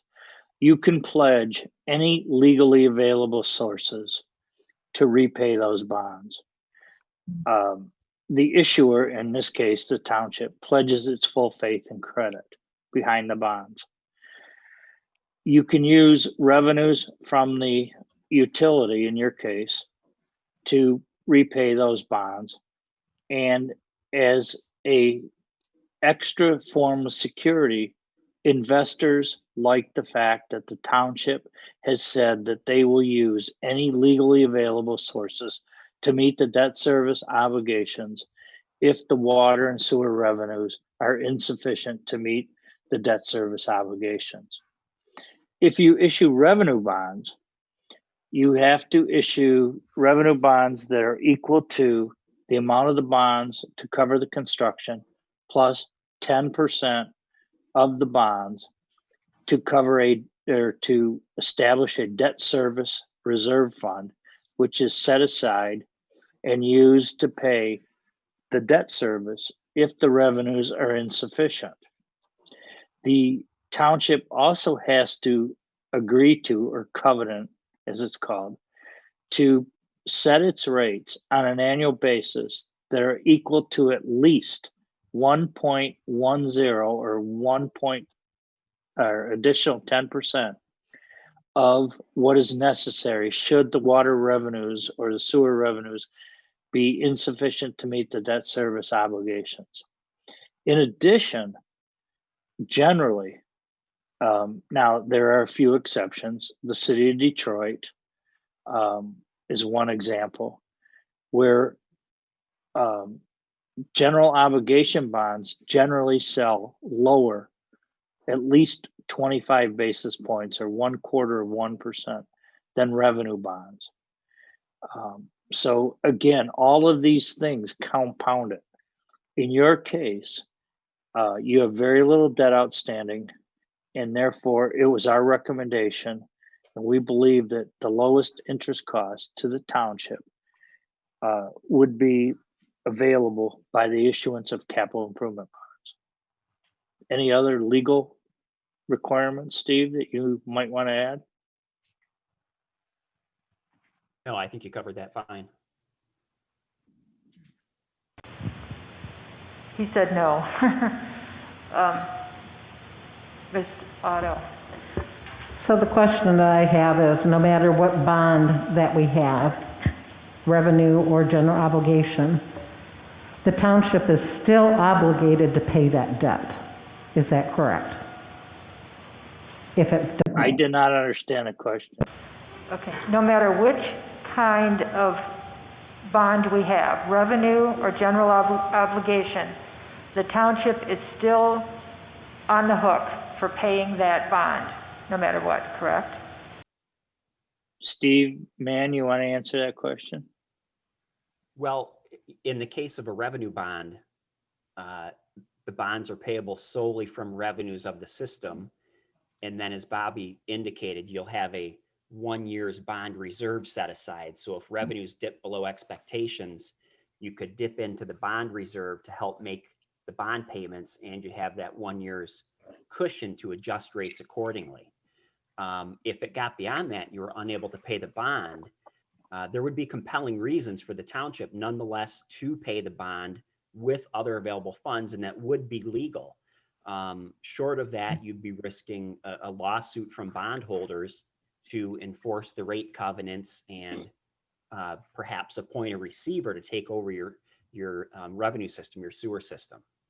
Okay, could you all understand No, that? we can't Okay, even so hear it. if he didn't, I know, his computer isn't really Can you good. summarize? What he said was that if the township couldn't pay it from the user fees that we had been gathering, and we're supposed to, and there's some rule of setting it at 1.1%. You're supposed to take it from that Then it reserve. comes from the reserves, and if you exhaust the reserves, and basically this would be if the board did not set their rates appropriately. If you could not, if you exhausted your reserves, then you could get it from the general fund. Right. Or, it could be taken over. Yeah. However, you are not required to pay it from the general fund. Right. Well, what other money do we have to get it? I mean, No, the point is that bondholders want to be assured that they're going to get paid. In the case of the general obligation limited tax bonds that we are recommending tonight, the township has an obligation to pay those bonds as a first budget obligation. If it's a revenue bond, they don't have that obligation. Therefore, investors request or desire, however you want to say it, an additional interest rate bump or higher rate for that question of whether or not risk. Thank you. Yep. Yeah. Great word. Risk that you will not pay those bonds. okay. And that's why the interest rate's higher. Okay. That's why the interest rate is higher. Correct. Absolutely. Okay. But it still falls back on the risk. On the township. On the township. And if the township ever wants to borrow again, the chances are if they don't pay their debts, period, there's more likelihood they won't be able to bond again. Right. It would be irresponsible of future boards not to set appropriate quarterly fees. I would even say, even though we are going to a general obligation bond, we still need to be setting the fees. Absolutely. But you're not obligated to do that. I know we aren't. Under a revenue bond, you are obligated to do that. You must do that. There is no choice. Right. Every year you have to evaluate to make sure you have the right amount of money to pay that bond. And if you if boards choose not to make sure there's enough funding, not that I'm a bond expert, but it's my understanding they don't have to. But under a revenue bond, you will have to do that. Yeah, I do get that. Yeah. So, and again, the risk pool under a revenue bond is smaller because it's the users that are the risk pool. And under a general obligation, because your risk is spread amongst smaller group of individuals.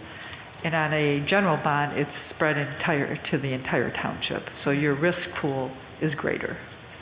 Okay. But I think to my point, what I wanted people to understand is no matter what bond it is, the township is still obligated to pay it. A debt is a debt. I don't think so. We don't have to. They can. Right. You don't have to take it from the general fund. Yes. You do not on a revenue bond. I get it, but you have, but it has to come from somewhere, and if we want to have future funding or future bonding, we have to pay our debts. That's correct. Right. That's the bottom line. It's just like anybody having a debt. themselves. Yeah. Everybody's gotta pay if they want future credit. Exactly. But this is a really opportune time to do this. We've got really a really good bid at a, you know, Can we call the a great question? amount, and we have the opportunity I for have a the low floor. bond rate. Someone took the And floor from me. I don't think those two things have coincided for decades, and here we are. So this is really a good time to do this. Let's vote. Everybody ready for a vote? You guys took the This floor point? away from me. Pardon? You took the floor away. I did. You don't get to do that, Oh, do did you have more? Did you have more, Ms. Zelnok? So anyway, first of all, I'd like to thank Mr. Bazinski and Mr. Mann for the explanations they have given. Thank you very much. And I did send a bunch of questions because obviously we will be paying those bonds. And we're not sure, and I need to get with our controller just to let you know, because typically they're recommending we have new bank accounts to track it. In the past, we haven't done that. We just do it by fund accounts, so I need to probably talk to Ms. Patrick and our auditors to see how that's going to all pan out. So I think that's it. So are you comfortable? Do you have a question for Mr. Mann or Mr. Benzinski about that? No, I think we'll work Okay. it out, but they did respond to my notes and stuff on all that. Great, thank I you. have a quick question. And I appreciate that. Okay. Is that all, Ms. Zelnok? I think that might do it. Thank you. Okay. Yes. Ms. Manley? This might be more for Ms. Zelenak. Is this another payment that we could possibly set up automatic? Yes, so we are working on, we would like to move all our bond payments through ACH. Right now, we didn't pay our last bond payment through ACH. We paid it through wire because we have to sign an ACH document with our bank, and our attorney is looking at that before I sign it. But the goal would to make all bond payments interest as well as principal through ACH. Perfect. Okay, great. Okay, Ms. Chick? Yeah, I just have a quick question for Ms. Zelnok, because I didn't hear everything that you said regarding the two bank accounts, or a second bank account, I should say, for this fund. Did you say you were checking with the auditor, or you did check with the auditor? No, I need to both work with the controller and the auditor. They're recommending that we, in the document, it's recommending that we establish two accounts, one for the construction, we actually get the bond, and then one for the interest and principals. Great idea, thank you. And so we would have to work out the mechanics of how to do all that, but we are looking into what would be the best. And actually, it probably sounds like that might be best, but obviously more reconciliations for Ms. Patrick or That Ms. sounds good. Starbucks. Yeah, thank you. Okay. Okay, is that everybody's questions? Okay, roll call vote, please. Bellinger? Yes. Docket? Shockley? Yes. Manley? Yes. Chick? Yes. Otto? Yes. Zelenak? No. Okay, that passes 5-2. Thank you very much, Mr. Benziski and Mr. Hayduck and Mr. Mann. Thank you. Have a good evening. Thank you. Have a good evening. Talk to you soon. Before we, A question? One more issue Oh, yes, yet? we do have another one for Benzinski. Yeah. Okay. Hopefully they didn't leave us, but maybe they did. Got another question? Okay. Nope, they're still here. Well, at least some of them are still here. Who had the question? You had a question, Mr. Ames? We have number 9. Yeah, we have number 9. You're right. Trying to point out that you had another item that if you did have questions, you need to keep that in mind. Okay, well, Okay, we didn't keep them online. It looks like they were eager to leave us. So if I can we look at the resolution that everybody just approved? Oh, the one we just approved? Yes. Okay. The one that passed 5-2, I guess. Mm-hmm. So if we go to I think the third whereas. Which page are, the resolution? So that would be the first page, it's actually the second page after the Miller Canfield, so it's kind of, I have it as number 8. Okay. And if you go to basically the first page of the resolution, which is the third page of that document, and if you go down to the third whereas, I would like us as a board to consider to send the postcards out at the same time we publish in the paper where the people are allowed the 45 days to do signatures for a referendum. I think that would be the most appropriate time to do that, as opposed to publishing it and then after that and then have to do it 30 days or 10 or 15 days before the bonding occurs. Okay. I think some of the issue, and I'm just going to say this because I'm not the clerk or anything, but I think a lot of it had to do with where it fell on the date that the referendum had to be in for it to go on to the election, didn't it? I mean, that's what we're also called to, not so much the date, because if we put a date out there for referendum, it may not hit the date, and it didn't hit the date of when it was supposed to go into the next election. So I think that came up sooner than when the referendum came up. So and to me, that's a conflict, because say if somebody did want to have a referendum, they really couldn't put it on the agenda, on the election ballot until next year. That's correct. It's just the 45 days to gather. So after you make a publication in the paper, the people have 45 days to go and get signatures to have a referendum, and it would have to fall within the period. So if they had done it by now, it would have not happened until May, whenever the next election is. That's correct, and it would have halted the activities that it were would done have halted tonight. everything. Yeah, but the postcard would coincide to let them know that they have 45 days to go out and collect signatures, and you're informing them that we are having a true intent to borrow. Once you publish it in the paper, you pretty much are going forward to borrowing the money. Can I ask, is that the requirement? I mean, we did the letter of the law of that's what the I'm saying. ordinance, and the ordinance doesn't say that. I'm asking that the ordinance be updated. She wants to update the ordinance. I'd like the ordinance, I would like to just basically make a motion, the postcard is sent to correspond with the publication of the 45-day notice to go and collect signatures on a debt offering. Can we bring that to the next meeting? The next board can do it. I would rather have it come to the next meeting. Okay, but I just... Yeah, let the next board do it. I mean, let the next board do it, okay. The board, 3 boards, 4 boards. Then why didn't we let the did that. next board do this? What? It's a change to the ordinance. It takes, changing to the ordinance probably takes public notice and public yeah, I know that. I'm just hearing saying that. Yeah, we can't just make a motion here. We have to Okay, have a... well then, I'd like to see it on the next board, or the next meeting. Okay. We can make it. We Write just it up. borrowed $4.8 million. Write it up.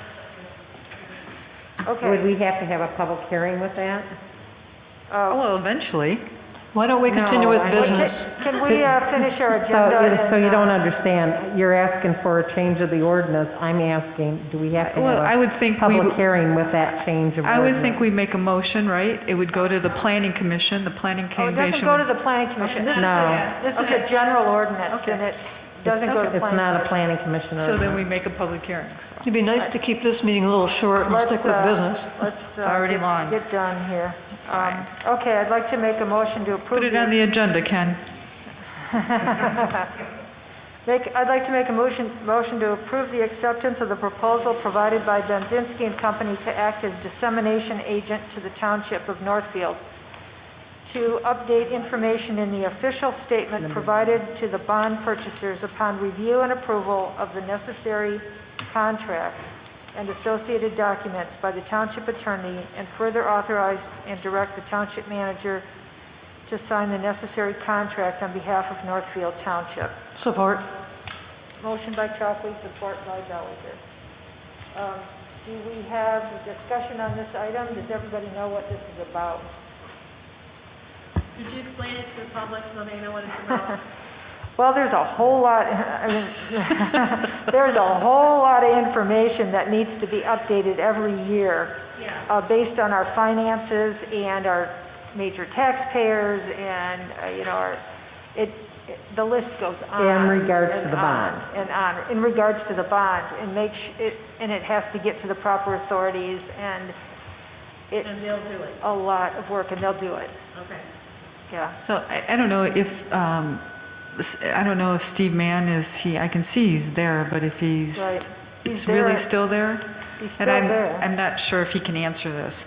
So my understanding, and it was more, is that this is the first bond we are making a public offering, and it's not a private offering. So when you make a public offering of a bond, there is a lot of requirements that have to be fulfilled yearly, such as your tax levy, your tax collection, the top 15 payers. It's pages and pages that need to be filled out. So so this is a difference than the other bonds that we have offered. The others have been all private. This is a public offering. So you have more requirements to fill out on an annual basis for the bond. And the thought is that we should let the experts, because it's once a year, you don't want to be late, you don't want to miss it up. If there was a changeover in personnel and it got lost or it wasn't done, You can be fine. it just wouldn't be. But again, and I don't know if Mr. Mann can answer that, why this was a public offering as opposed to a private offering like we have done in the past. Maybe he'd be able to answer that. I don't know if that's Mr. Mann or I meant to ask that question actually. Yeah. Mr. Mann, can you hear us? Ah, there he is. Okay. Yes, can you hear me okay? Oh, much better than usual. Yeah, I'm sorry, I tied in by telephone now. But Mr. Haydick's here as well. Okay. Can you answer why this is a public offering instead of a private, and, you know? Sure, because that's the way you're going to get the lowest interest rate on the bonds and the lowest cost over time. You could do this as a private placement, but your interest rates would be higher, so you'd pay more in interest over the time. This is the most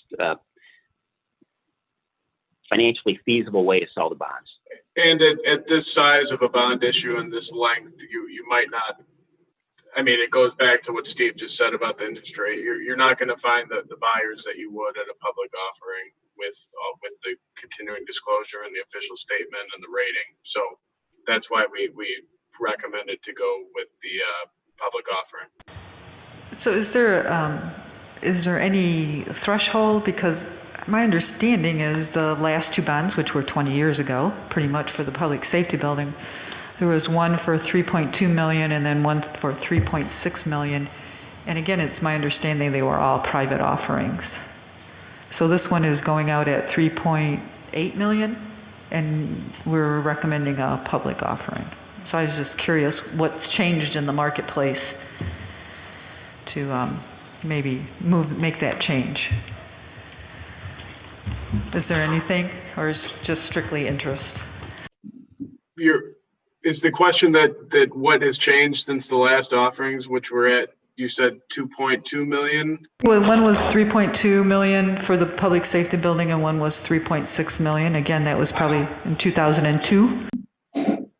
Do you know what was the length of time that those were, how long did they go out? Do you know? 20 years. Yeah. They were 20 years?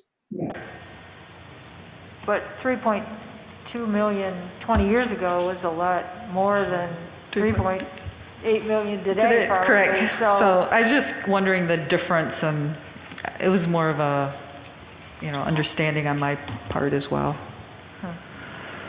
Because there is more paperwork, obviously, when you do a public offense versus a private. Okay, thanks. All right. I guess we don't have that's the end of our questions. Yeah, thank you. Thank you for coming back. Appreciate that. Okay, so we should vote on this in case we come up with something else. Yes. All right, roll call, please. Otto? Yes. Zelenak? Yes. Chick? Yes. Bellinger? Yes. Chockley? Yes. Manley? Yes. And Dockett is out of the room at the moment. Okay, so 6-0. and 1 absent. If that passes. Thank you. Was the vote, please? 6-0. May I request like a 5-minute stretch point? That can be a good Or thing. maybe, Sure. please. All right, 5-minute stretch break. Thank you. Thanks for asking. Thank you, Mr. Mann. Thank you, Mr. Hayter. Thank you. Thank you, trustees. Thank you very much. Have a good night. Thank you. Thank you.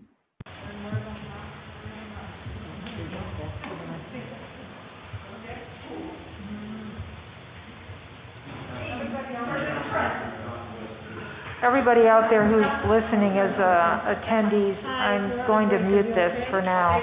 When we come back, I'll unmute.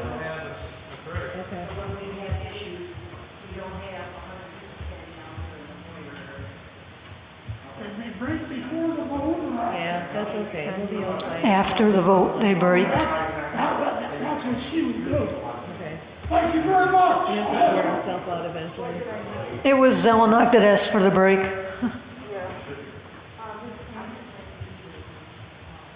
Lenore asked for the break.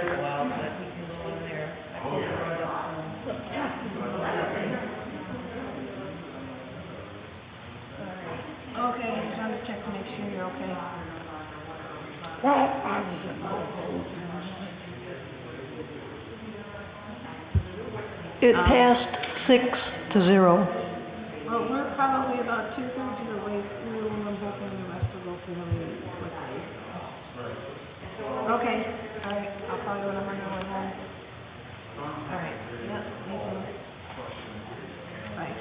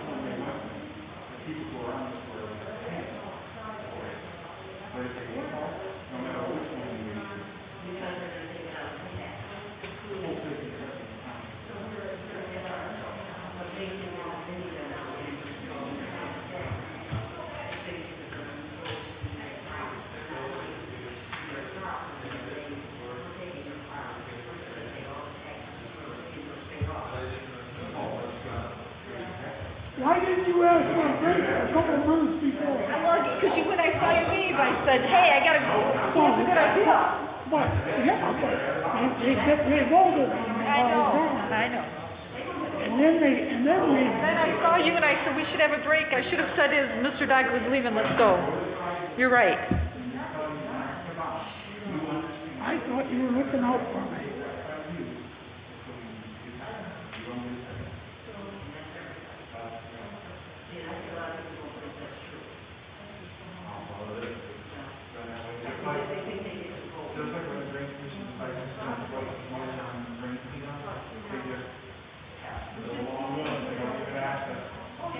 So, how's it to be live and personal? I said, how's it to be back in person? How's it to be back in person? In person. I said, how do you like being back in person at the meetings? No? At the meetings, yeah. Do you like having the meetings in person again? Yes. Yes, I do. You know, I wonder if Marlene, You know what we need to do is every one of us need to have this computer in front of the bridge, so when we talk, we can hear them and they can hear us. Right.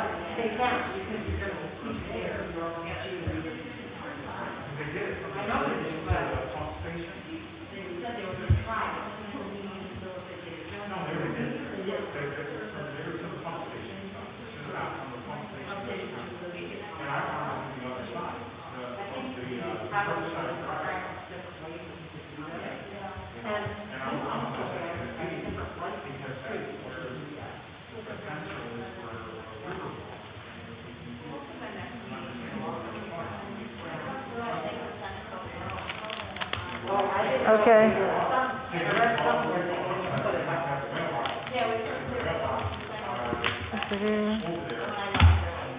All right, where are we? We're getting through it. It's taking us, but we're getting through it.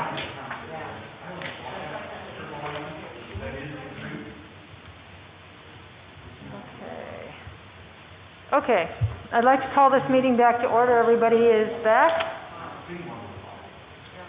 Good? Good. Good.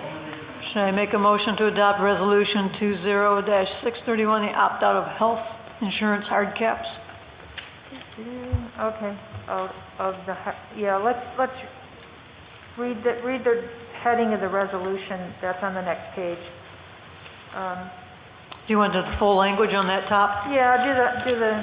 Okay, I move that we adopt resolution number 2020-631, a resolution of the Northfield Township Board of Trustees to opt out of the restrictions mandated by Public Act 152 of 2011 on public employers' payments for medical benefits plans. I'll support. Motion by Bellinger, support by Chalkley. We've been doing this every year because we want to pay more than, we end up paying more than the state allows. So we need a 2/3 vote of the body to do this. So anyway, any more discussion on this item? No? Okay, roll call, please. Otto. Yes. Zelenak. Yes. Docket. Yes. Chick. Yes. Bellinger. Yes. Chalkley. Yes. Manley. Yes. Thank you. Who supported it? I did. Okay. Okay. I guess I will, I'll make a motion to recommend that we continue, with the two plans currently offered to our employees, the Simply Blue HSA Silver $3,000 deductible and the Simply Blue HSA Bronze $6,650 deductible. I'll support. Motion by Chalkley, support by Bellinger. Any discussion on this one here? No? Okay, roll call, please. Zelenak. Bellinger. Yes. Manley. Yes. Chick. Yes. Otto. Yes. Docket. Chalkley. Yes. 7-0. Thank you, that passes 7-0. I'd like to make a motion that we continue to offer our employees an employee contribution to their HSAs at the rates recommended by the Personnel Committee listed below. I'll support. Motion by Chalkley, support by Otto. Should we list the rate increases for the record? We can list Yes. what we're going to and I would like that, Ms. Bellinger. And that's really helpful in the minutes, actually, because I looked back. I do too. Yeah. So the HSA silver contribution for a single employee, the proposed is $1,500. For an employee and spouse is $3,000, and for family contribution would be $4,500. And for the HSA bronze, the single would be $2,250. Employee and spouse would be $4,500, and the family would be $6,650. Do we wish to mention the rate increase amount along with those? You can if you want, but the important part for the... You might as well. It won't hurt. Okay. Well, hopefully Lisa will just put the whole chart in there, but the increase for silver would be going from single would be 200, employee and spouse would be 375, and the family would be 550. For the HSA bronze, the increase for single would be 180, employee and spouse 350, and family 450. These haven't been increased since 2017. Thank you. And they were thank you. higher prior to that, believe it or not. It was probably 3 years prior to that. Yeah, so, so they were reduced in 2017 and they haven't been increased. I'll support a few if I have not yet already. Okay. I did support it. Okay, Ms. great. Otto supported. Okay, do we have any more discussion? Okay, roll call, please. Chick? Yes. Manley, yes. Zelenak? Yes. Otto? Yes. Bellinger? Yes? Chockley? Yes. Docket? Yes. 7-0. Okay, thank you. 7-0. Okay, I'll make a motion to, that the $21,136 received from the CARES Act grant be distributed to the police officers and firefighters as shown in the table on the next page. Well, this will... Well, that's easy to put in the memo, isn't it? No. Okay, motion by Chockley, support by Chick. I don't know if, there's Mr. Wagner's on. We will let him speak. Go ahead, Mr. Wagner. Would you like to tell us what's happening here? Yeah, so this is a grant put out by the federal government down to the state, and the state disseminates this money up to $1,000 per firefighter and police officer for hazard pay for working during the pandemic. We requested the $21,136. It's broken out into the next 2 pages based on hours worked. So full-time employees or full-time equivalent employees that worked got the $1,000, and it was prorated down from there. I might mention also that as part of this CARES Act, we also received, I believe it was $108,000 for reimbursement for police and fire wages.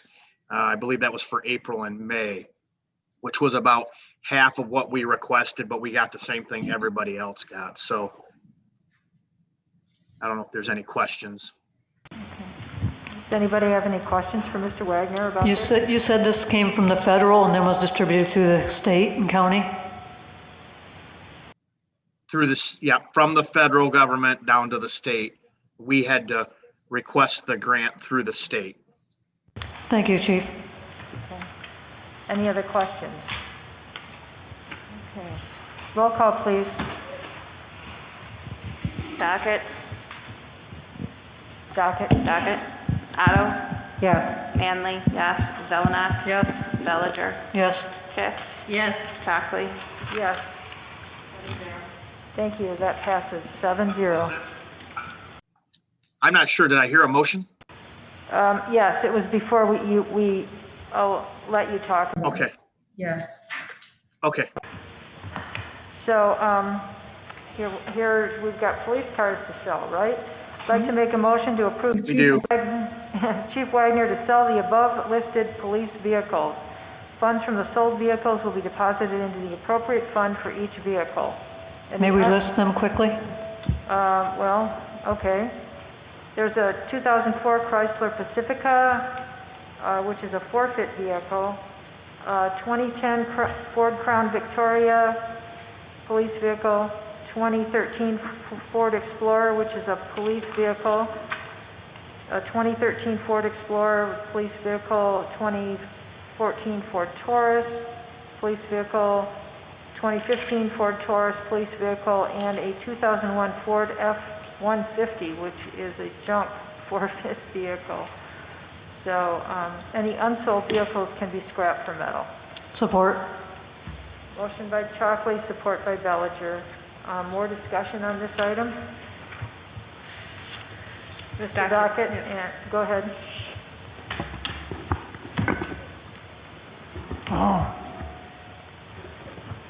You might have to tell me what the chief says. I didn't know we had a police fleet, seven cars to sell. Who handles the sale Do you have an auction? Do you know, how's this go about? Can you tell me that? Okay, who handles the sale, Mr. Wagner? So I'm going to look at two different things. We have an account with govdeals.com, and I want to see what interest rate or what percentage they're going to keep. And if it seems like it's too much, then we will have our own auction. Well, okay, what did he say? They deal with govdeals.com, and they keep a percentage of the sale price. And if Chief Wagner thinks So that it's they're like an gonna- auction place? An auction, yeah. And if they keep too much of it, then we'll try to sell it ourselves. Okay, so they're GovDeals is an online to the auction. highest Yeah. bidder? GovDeals is an online auction. Huh? Online auction on the computer. Well, I know, but still they sell to the highest bidder, don't they? I would assume that he would sell to the highest bidder. Right. What did he say? You sell to the highest bidder, right? That's correct. Okay. Who gets the money? I see where you have on the bottom of the page here, it goes to the appropriate fund. I just wondered, is there different? Right. There's different funds? So if one of the vehicles was purchased with drug forfeiture money, whether it's state or federal, then it would need to go back into that account. It goes back into the account that it was purchased with. Correct. Well, there's a couple here that were forfeited, they're not purchased. That's what he was saying. They were purchased with back into the forfeiture money, so they have to go back to that account. Thank you, Chief. Okay, anybody else? Yep. And Wayne, did you understand that if Chief does not like the percentage that govdeals.com wants to collect? Did I understand what? That if Chief does not like the percentage that govdeals.com collects, that Chief will do an auction here. I can't understand you, I'm sorry, thank you. Okay. I think we're ready for a roll call. Otto? Yes. Zelena? Yes. Docket? Yes. Chick? Yes. Bellinger? Yes. Shockley? Yes. Manley? Yes. 7-0. 7-0, thank you. Thank you. Thank you, Chief. The next item on the agenda is authorization for the manager hiring and firing of employees. And I'll make the motion. go ahead, Ms. Otto. So pursuant to MCL 42.75A, I move to delegate the authority to the township manager to hire and fire employees as his direct supervision without further board approval. Support. Motion by Otto, support by Chick. Discussion? Mr. Dockett. Township board should have the authority and the responsibility to hire and fire employees. The township has a 90-day probation period on new employees, as far as I know. If the new hire does not fit in the position that they were hired for, they need to be fired and replaced as soon as possible. That's my opinion. If the township anyway, I say I'm against that. I'm not going to vote for that. Thank you. Okay, thank you. Ms. Chick. I just wanted to say in the manager's contract, he is the human resources person, and that is his function, is to hire and fire as the human resource person. Ms. Bellinger. I would like to just have our attorney, if he would please, it appears according to MCL, we do have authority to delegate this authority, but I would just like to hear from the attorney's lips what if he finds this to be acceptable. Got the wrong attorney. Okay. Mr. Fink?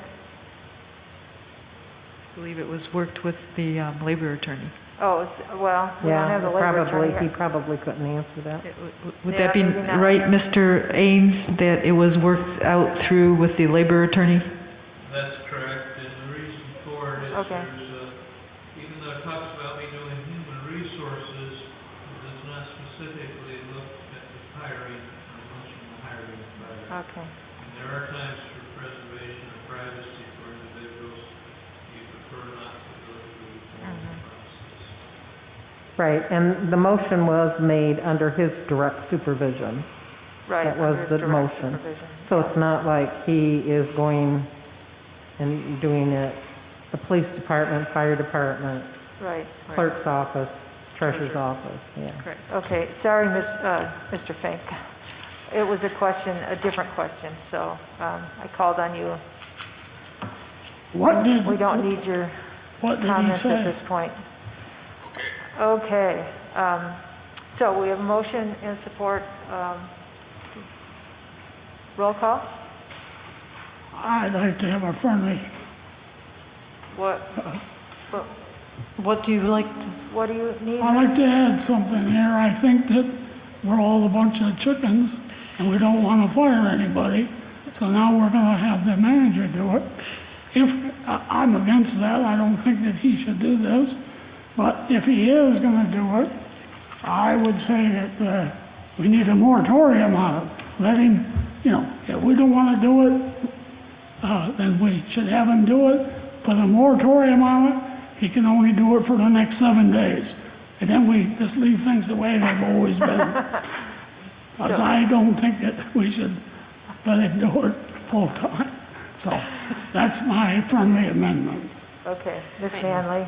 We could remove it at any time, so if you want to bring it up at the next meeting, Mr. Dockett, to take the authority away, we could do that. I again, understand, but I don't want to wait that long. I would like to do it.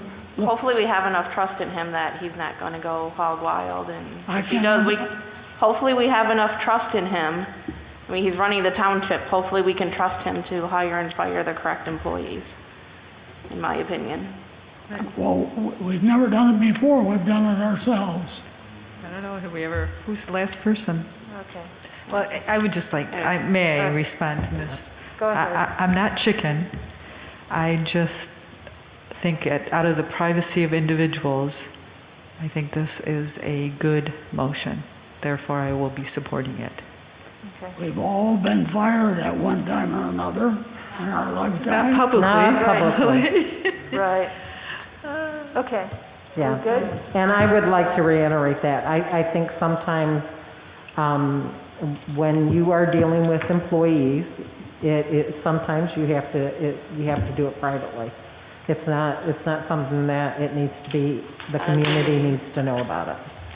I agree. Okay, roll call, I guess. We'll go with that. I didn't get a friendly amendment, right? I didn't get a second, so thank you. No, you didn't. Okay, roll call. Zelenak? Yes. Manley? Yes. Otto? Yes. Chockley? Yes. Dockett? No. Chick? Yes. Bellinger? Yes. 6-1. Thank you. The next item is to discuss the 75 Barker sale. I'd like to make a motion to continue to show the building to interested parties and have them make direct offers to the township. I'll support. Motion by Chockley, support by Otto. Support by a couple of us, simultaneous supporting. Supported by the board. Otto, Bellinger, Chick, Yeah. everybody. Okay. And the audience. In the audience, okay. Any discussion on this, actually?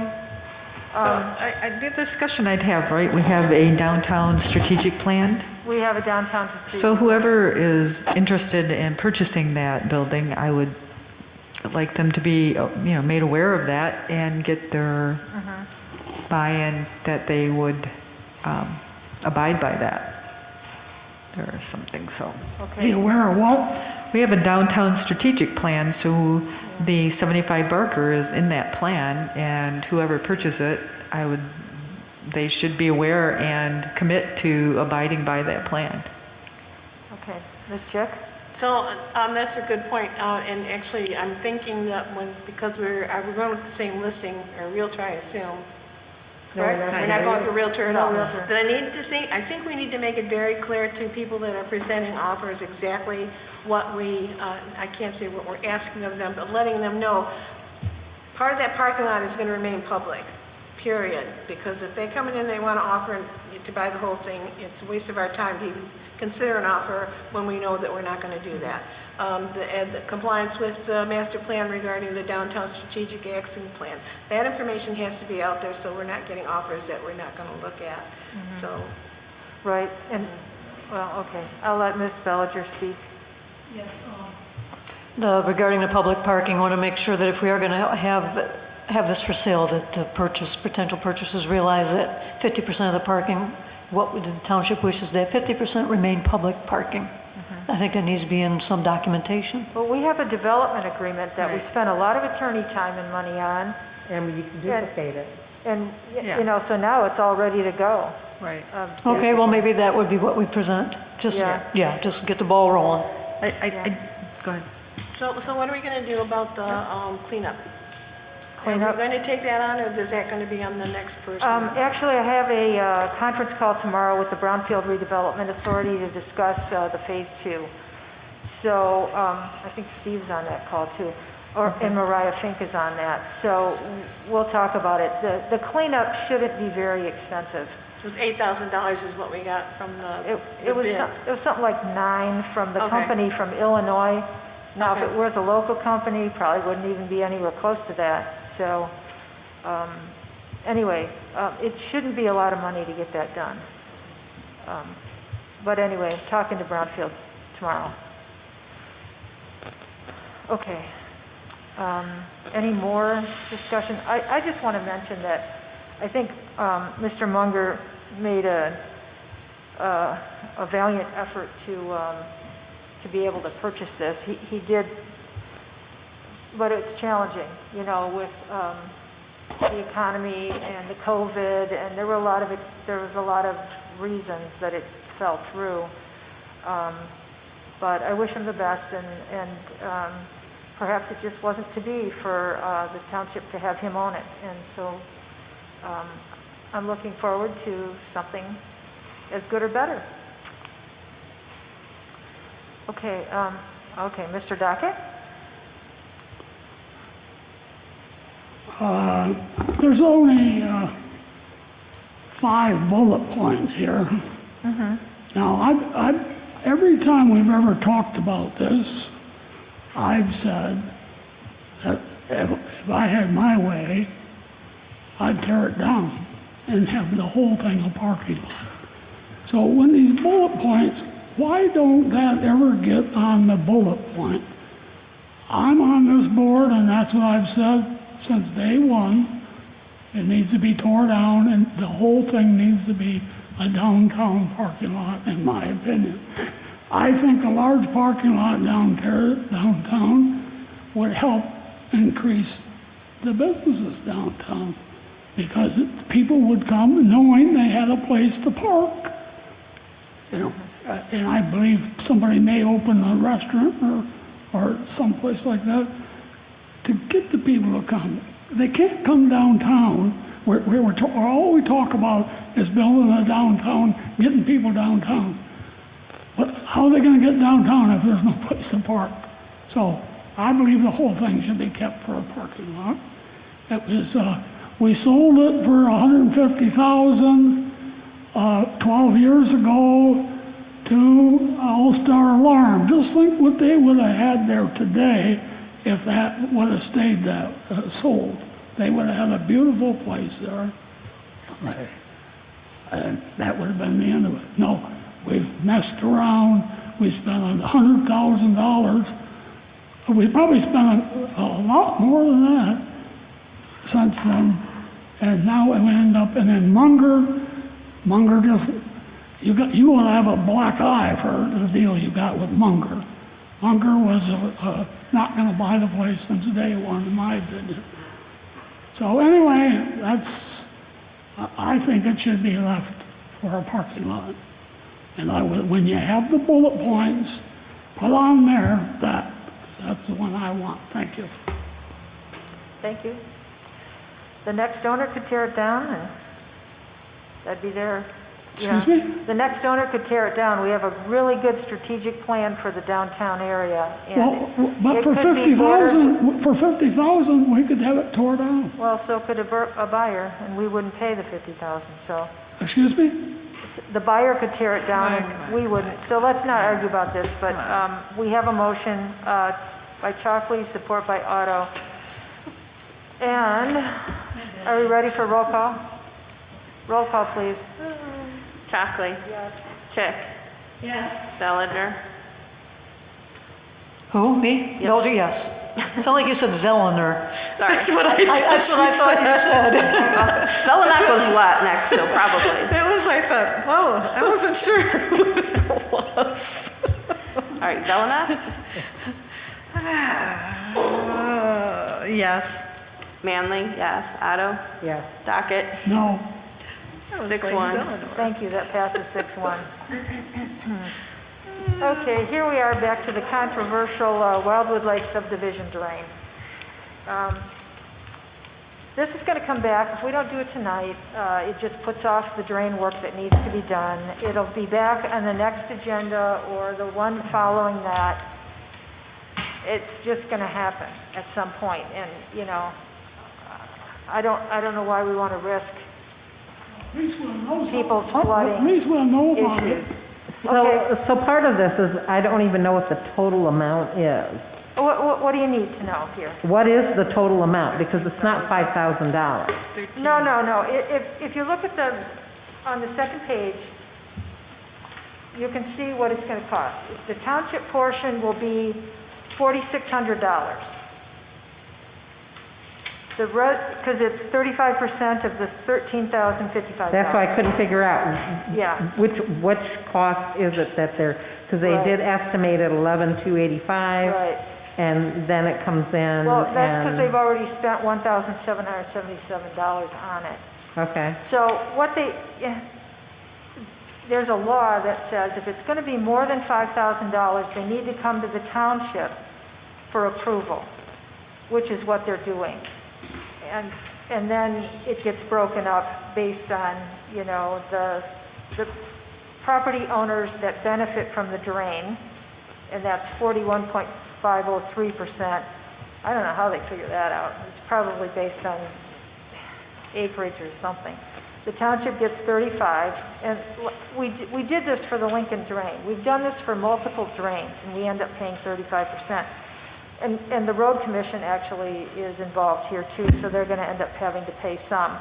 But the township will end up paying $4,600 or a little less, and the residents, the $5,418 will be split up by the residents or the properties that are benefiting in that drain district.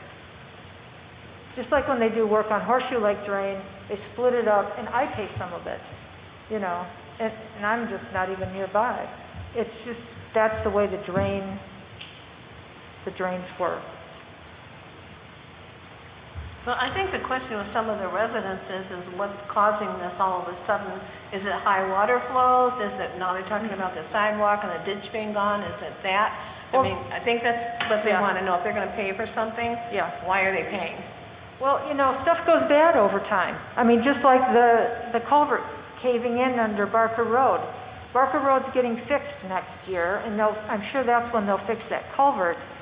But, you know, when stuff is 20 years, 30 years old or something like that, it just degrades, just like some of our sewer pipes. They degrade and they need replacing. There's a section that is degraded, it needs replacing, and there's been complaints about it.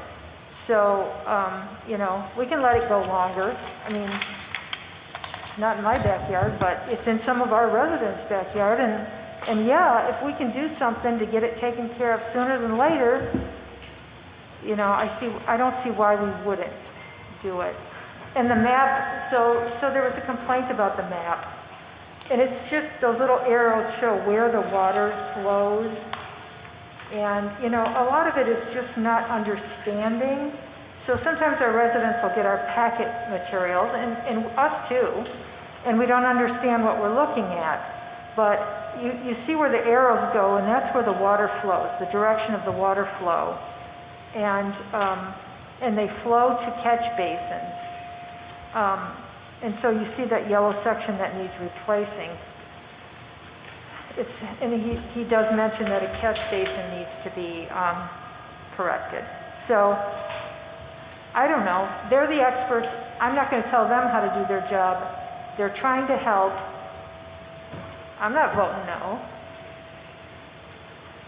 But So how is the Whitmore Lake, how is the Wildwood subdivision paying for their portion of it? Is it through the county taxes that they're paying for it, just like ours? they'll put it on their tax bill. You Okay. know, when I get my tax bill, I see Horseshoe Lake drain, or sometimes I see a You different know- drain in it. Like 5 You know, and it's a drains. little bit. 6 drains, Yeah. 7 drains. Some Yeah. people have more drains. Lots of So, drains. and the one thing that I wanted to also talk about too is that if you take the 11,285 plus the 1777, it doesn't equal out to the 13,055. 1355. So, I mean, I don't know. I think somebody should have done their math before they sent out the letter. But I think that when the community gets information like this and they realize that we're making a motion on it for our portion of it and they haven't even heard about it. I think the first thing we should have asked Evan Pratt is, did you tell the subdivision? Yeah. Did you announce it to the subdivision? I don't know what they did to. Yeah. To an. And that's why the majority, you know, we had 3 people here, or 2 people here from the subdivision, and Mr. Only was online is because, you know, this is the first time that they're hearing about it. But we have a lot of people sending us emails the first time they heard of our bonding thing. I mean, you know, sometimes if you're not focused, you don't see something, even if it comes in. People say, I didn't see the newsletter, you know, and it comes in their tax bill. So sometimes if you're not focused, you don't see it until somebody brings it to your attention. Yeah. It's not that I'm not going to vote no on this, but my biggest concern is that they're not letting the public know about this the right way. I'd like to say something. Okay, we can check that out and make sure. The guy said that when they put in the walkway, the large pathway, that is when they start having the problem. That's what he said tonight. He's assuming. It seems like, excuse me? He's assuming that, yeah. I can't hear you. He was assuming that, yes. Well, he said since they put it in. If the drain commission was all this, I call it the drain commission. If they were all excited, but why, one of them, somebody could have come here and said, hey, this is kind of an emergency. They could be here answering our questions, make me feel a lot better about this. And it doesn't say that we have to pay $5,000. It says if it's over 5,000, they need us to vote. It doesn't say that we pay $5,000. So, I mean, it just isn't right for us to run into this thing so fast and try to goof it up. We've got to figure out what's going on, in my opinion. Ms. Bellinger?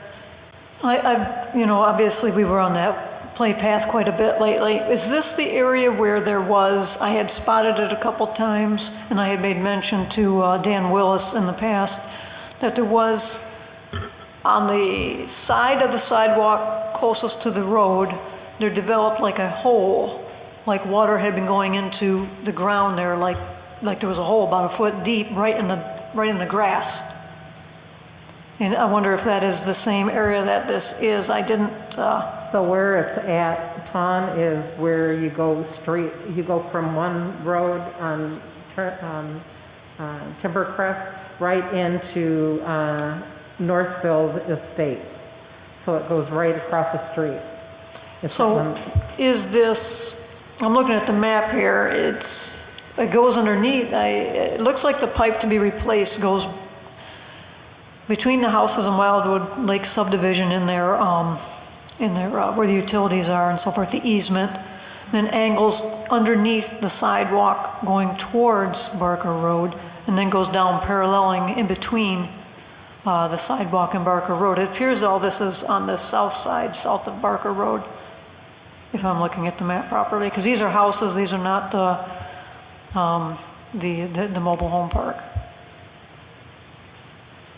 Are they saying that this is what's causing the sewer backups, or the backups in the No, basements? they're not saying that. Okay. But, I mean, if people's sump pumps are running like crazy, you sort of wonder, you know, and if you get a sump pump failure, you know, and you got water sitting outside your house, that's not a good situation. If there is any chance that this is due to problems with the sidewalk, is there any repercussions to the engineers and so forth and whatnot in the construction? I think that's that's speculation that it's a problem. But if it with is the- proven to be so, Well, there should be some accountability. It's been inspected. Well, if there was a hole, if there was a hole there, the water's going through there, going someplace. I mean, the hole would fill up if it wasn't running through. Do we know how many people are on this district that are gonna get divided between? I don't know. How many houses are in the Wildwood sub? 150? Is it just gonna be Wildwood? Well, there's Right. two different projects in there, at least two. Yeah, 2 HOAs. in Maybe there. three. Right. But they're gonna be the only ones paying for it? That's my Or understanding. does that district go anywhere else?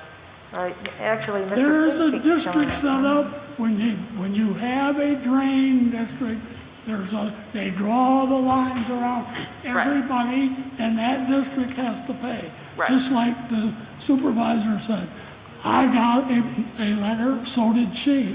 Right. That they're gonna clean the drain, the Horseshoe Lake drain. Everybody who's in that drain district pays. Right, So I was for wondering Wildwood, how many people were in there? Yeah, so for Wildwood, the HOA, just for Wildwood, because you have the other one that's in the front, is Right, like 75. Yeah. So how So many? it's not did you really say gonna are in be the too much per Wildwood? home. Huh? The fee per home's not gonna be too much in reality. No, I mean, if there's 200 homes in there, there's $27, right? Yeah. You know, it's So not you're like, talking about 5418 is really what you're looking at, right. 5,418. Mr. Hayes would like to say a little bit about it. Okay. Go ahead, Mr. Ames. $72. Sorry, my mic wasn't working. From my viewpoint, what happened was that I had gotten complaints that there was a hole in the pipe going under Barker Road. And so the road commission has been patching that hole, but it's not been resolving it because it's actually the storm drain. And then when I talked to Dan about was it anything involved with the sanitary, he said no, it wasn't. So when I called the drain commission, they said, oh, well, we're going to take care of that when we do another project in that area.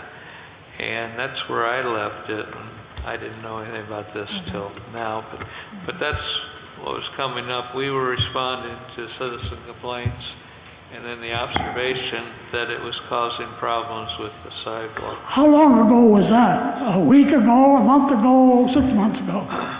I've been getting complaints probably for 3 or 4 months. Okay. So they've been knowing about it.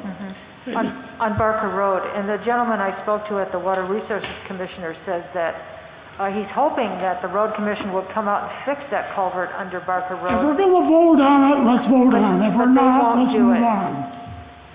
We talked this thing enough. Yep, I agree. I just think the issue is, coming in on a Monday, not having Evan Pratt or one of his representatives here from the Water Resource to explain it. So then we are discussing it, first of all, at the beginning of the meeting in, 15, 20 minutes because we don't have the information that we're seeking to make a decision. And that's the issue. So we spent, 20 minutes, 25 minutes on this? Too much. Too much minutes. Did you make a motion Yeah, to approve the resolution? let's see. I don't know if I did, but I I will. don't think you did. Okay, well, I can move to approve Resolution 20-632 to allow the Washtenaw County Water Resources Commission to repair the Wildwood Lake subdivision drain at a cost to the township not to exceed $5,000. I'll support that. Is there any time frame for the work that I should specify? The work to be done this season? They're going to do it in the next couple of weeks. Okay. So, yeah. Okay, roll call, please. Who seconded it? I did. You good? Zelenak? No. Bellinger? Yes. Manley? Yes. Chick? Yes. Otto? No. Docket? No. Chockley? Yes. 4-3? Yes, that passes 4-3. Based on the information recently received here with Mr. Raines, it seems as though this was something worthy to have accomplished. Yep. Okay, I'd like to make a motion to... Adjourn? No. Yeah, to receive all of the trustee liaison reports. Sorry. I move to accept the trustee liaison reports as provided. I already did, but you can do it. Who supported that? I support. Oh, Otto, okay. And we've got Ms. Chick with a comment? Go ahead. Yeah, there's no planning commission report because the meeting was canceled. But I also thought that at some point we said that when there was no report because the meeting was canceled or something, that we would put that in there as opposed to no backup. Yeah, 'cause Okay. that does not look good. Okay. Any comments about any of the liaison reports? And Ms. Bellinger? I just, Oh, sorry. Sorry about that. go on.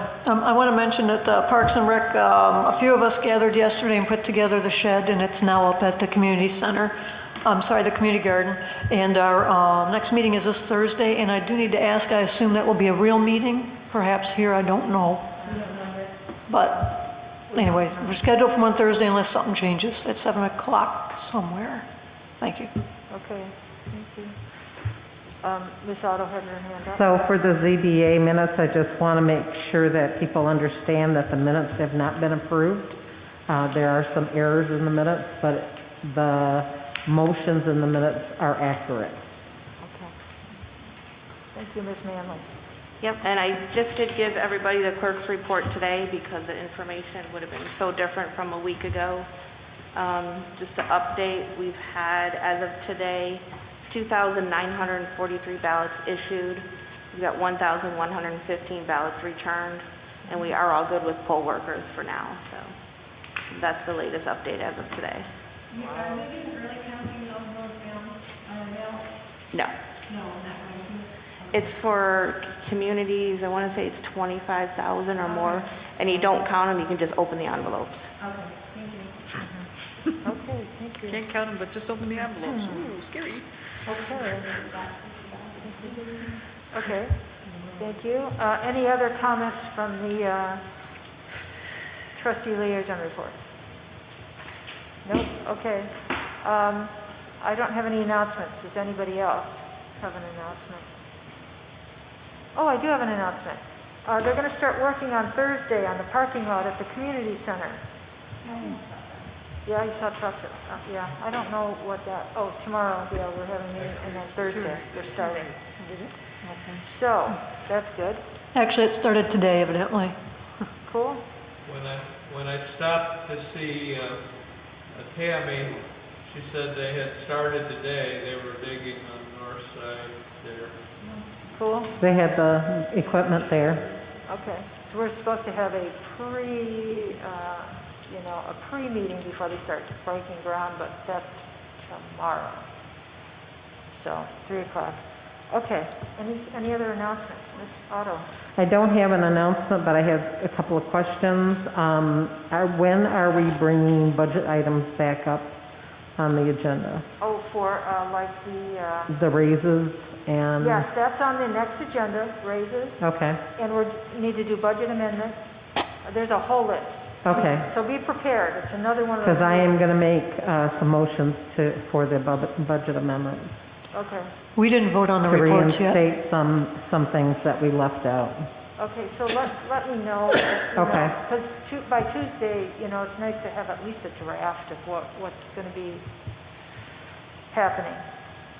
So, We didn't vote on the reports, I don't think, did we? Yet? Oh, No, we it's didn't the vote on motion's them. out there, we Oh, haven't voted. I'm sorry, we didn't vote on them. Okay, all in favor of adopting the reports, say aye. Aye. Anyone opposed? Okay, thank you. Okay, second call to the public.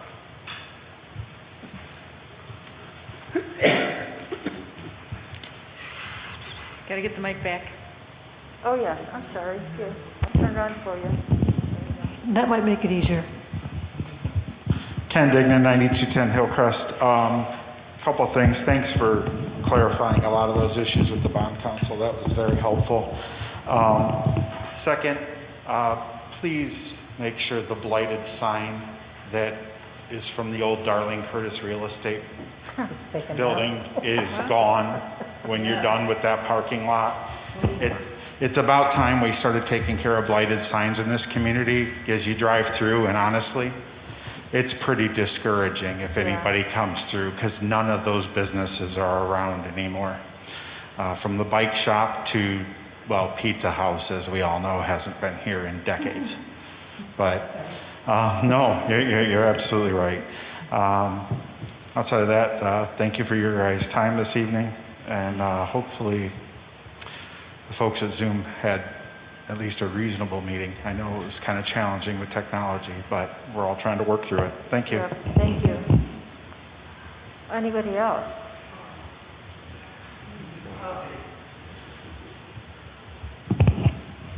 Faith Wheeler, 371 Grove Street on Horseshoe Lake.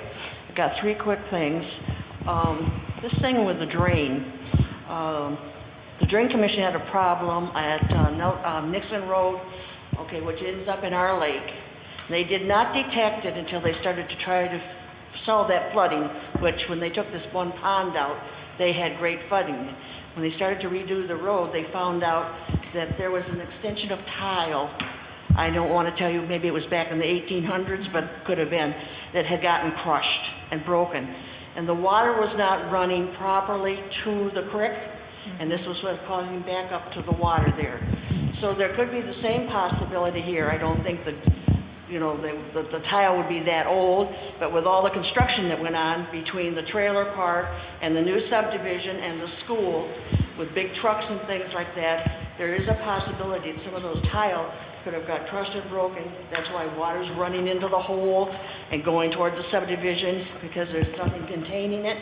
And I was wondering if Dan could take his little camera, like he does with the sewer, and go down into the drain and see what it's doing, which would give us some information ahead of time as to what might need to be done and what our responsibility is, and maybe what the sewer plant or sewer people are responsible for.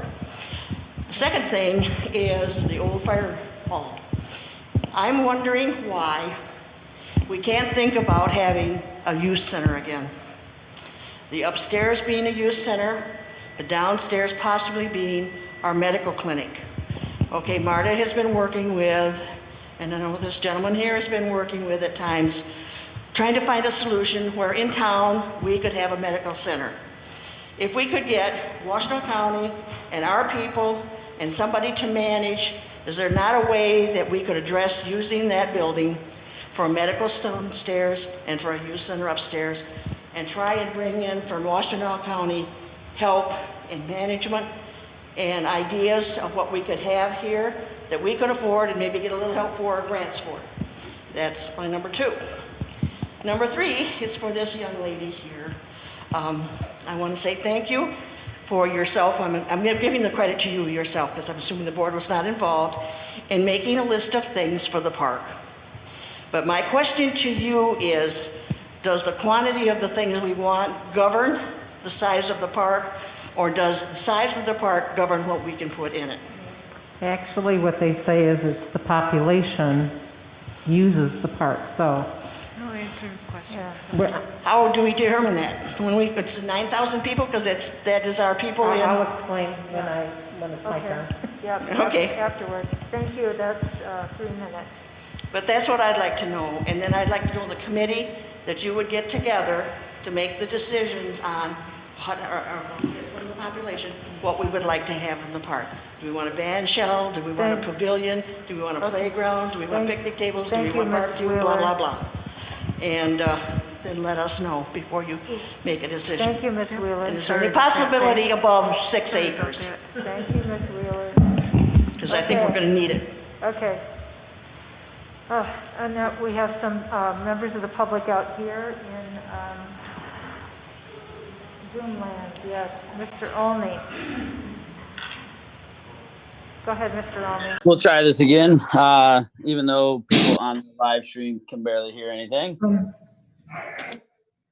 Can you hear me? We're trying to get the people, everybody to hear you. Okay, here you go. Go ahead, Can you Mr. hear me? Olney. I can hear you. All right.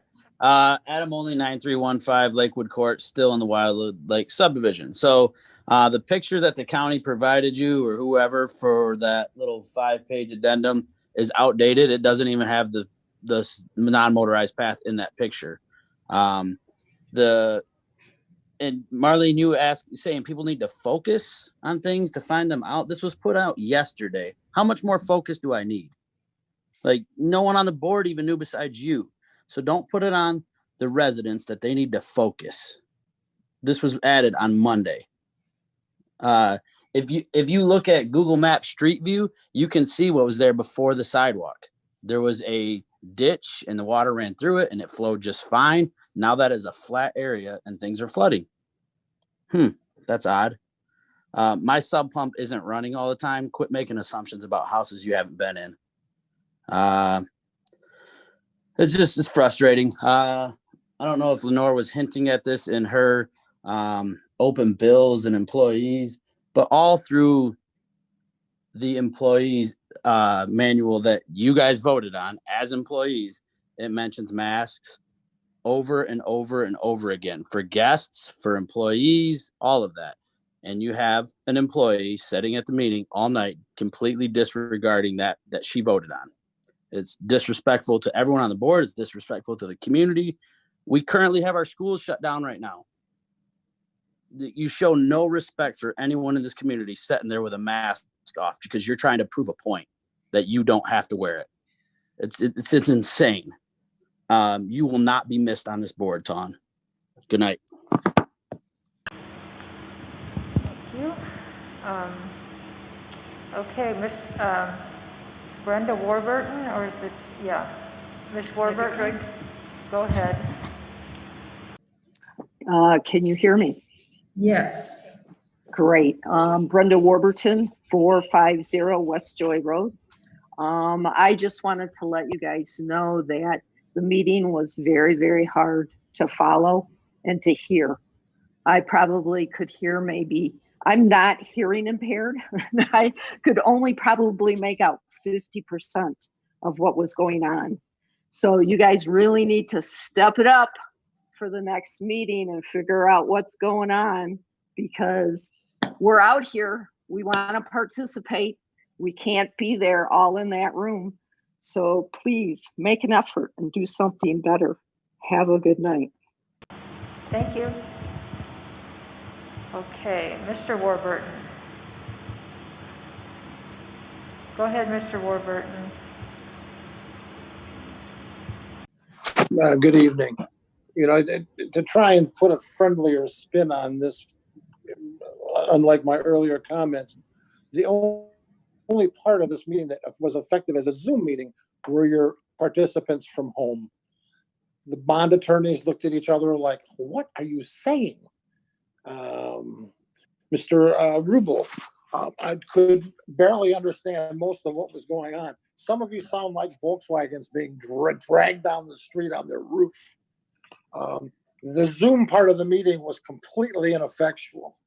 I would look for a much more professional attempt at this next time. The Zoom meetings were profoundly more effective and useful to the viewing public than what we watched tonight.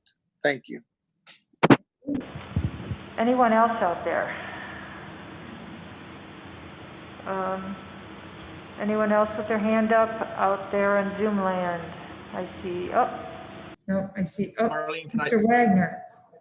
Go ahead, Mr. If I could Wagner. real quick, could I just make an announcement that this Saturday at the middle school, there is a pop-up COVID testing from noon till 4. We'll make sure we get the flyer up on the township website and out on social media. They're preferring registration, but and then the flu shot clinic that they were announcing has been postponed until they can get the flu shots. But this Saturday, noon to 4, COVID testing.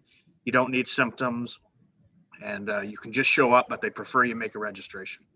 Okay, sounds great. Thank you. Okay, anybody else?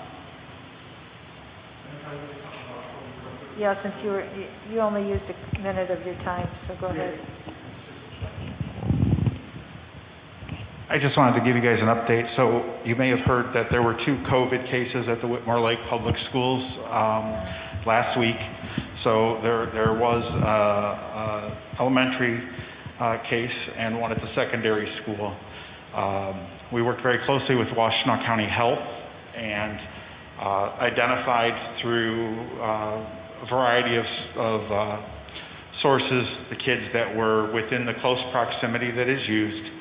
And those kids were, parents were notified, they were sent and quarantined, asked to be tested, and we went virtual this week. So the intent at this point is to go back. We were going to have a short week anyway this week with the day that was virtual, and it's now all virtual this week. Hoping to go back to in-person next week, but I did feel that it is important that you guys know kind of what's going on there. But we're in constant contact with Washtenaw County Health and just trying to do everything possible to, keep everybody safe. So thank you. I appreciate the extra moment. Okay, thank you. Okay. Mr. Nelson, did you want to speak at the call to the public? No? Okay. Board member comments. Next. Ms. Otto, go ahead. Okay, I'll comment. So to answer Faith Wheeler's question in regards to the park, normally it goes to the population of it's going to be used. So basically for the Parks and Rec Association, the standards that they go by is for every acre that you have, 100 people will be using it. So for 23 acres, they would consider only 2,300 people would be using it, or 2,200 people would be using it. So you would have to make a park accommodating 2,200 people. That's how they go by that. How do you get 100 people on 1 acre? Not at the same time, but that's how they determine the standard. Is for every acre, it's based on 100 people. I just look at like the 4th of July. Yeah. Yeah, they don't look at it like that because you have to also look at it as the amenities that you want to put on. If you want to put on a pavilion, that'll have to accommodate so many acres. If you want to put in, I'm just going to throw a band shell. If you want to put in bathrooms, all these things accommodate specific part of the land. So if you take that, what do you have left over? So basically, you have to look at it as, what are you trying to accommodate in population? It's really what they're saying. I did probably a week's worth of research on this, and I found it to be very interesting because I did not know that this much science went into building the park. The other thing I wanted to comment on is I think in order for this to work well, for us to be on site and for us to have a Zoom meeting, that each one of us has to have a computer and that we have to be logged into the Zoom meeting in order for them to hear us and us to hear them. I think that's the only way that this is going to work. And then the last thing I want to tell people in the audience is get out and vote. This is probably the most important election that we have. Please get out and vote. If you're not registered, get registered. I don't care how you vote, whether you go on site or whether you do it through absentee voter ballot, just please get registered. You can see the clerk office. It's very, very easy. Ms. Chair. A couple things. I know at least a couple of meetings ago, we asked the manager to check into that sign on the Darlene, what we thought was Darlene Curtis's property, but we got an email back saying that it wasn't our property, that it was somebody else's property. And then I had asked if we could follow up with whoever property that is and get something done about the sign. Did we do anything about that? Sorry, I didn't hear much of what you were saying. I'm sorry.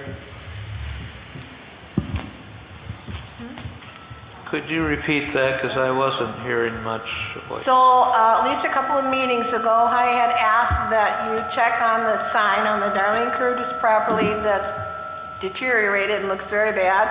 And you had sent an email back saying that your information was that was not on our property. But we asked if you would check that again, and if it wasn't on our property, to contact the person whose property it is on and let them know that sign has to come down. Has that been done? No, I was going to ask Jennifer, because she knows a lot about the property lines there because of the railroad easements plus the property, and see if there was a way we could find out. But I'll check on it. I'm sorry, it's just been a very busy time. Don't we have a survey of when we purchased that property? Yeah. We should have had a survey done. Because we thought it was on our property. I think at the time we were actually told that we could keep the sign if we wanted it. Yeah, because if I remember where the house was, that sign was at the corner of that house. And if you're saying that that's on the other property, then that means that the house was too close to that property line. Yes. That would have been impossible. The sign is on the township property. That's what I thought. The sign was on the other lot. When the township bought it, Darlene gave them that corner there. So they don't own it all the way back. Right. But that is, and there should be a survey. There should be. And it would show the sign is definitely on the township. Because I think, if I recall, because we purchased that in the 2012. She was going to give us the house free. She was, and I don't know why and we didn't we take it. didn't accept it that night, so she sold it the next day. So I said, let's accept it tonight. No, we got to see if there might be polluted. Well, who cares? Anyway, she sold it the next day, and but we did get the sign. Okay, and then personally, I'm not comfortable having in-person meetings yet, and now they're talking about that this is a second wave coming up, and it could be worse by January. So if we could do Zoom meetings through March, I'd be a happy camper, but we'll see how this goes. If we have to be here, we have to be here. And I just wanted to let Faith and everybody out there that's been talking about the park that we've gotten really, really, really good ideas from people, multiple ideas from people what they'd like to see on the property. And I don't think there's anybody here that doesn't want to see that happen. I can't imagine anybody that doesn't. Jackie and I and Lenore actually are very focused on getting the park done. What's stalled now is not coming from us or the board. It's just hanging out there. So. The size, yes, exactly. And we're still working on that. Whatever numbers anybody's throwing out there right now, it's not firm. It is not firm. So, doing our best, I swear. I just want to go back to our 12 acres. I'm on it. That's all I got. Yep, just want to say, please get out and vote. If you have your absentee ballots, please turn them in. You can bring them into the clerk's office. You can use the drop box in the lobby. You can use the drop box out front now, but please turn them in. If you can't wait, please don't wait till the last minute. We're going to be really busy those last couple of days. The process is secure. If you have questions, give the clerk's office a call and we can answer them directly.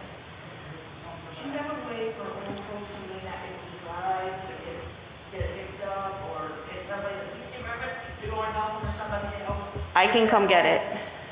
I can come get it from you if you need. So. All I can do is call in and say, I really need someone to pick up my vote. Yes. Well, that's nice.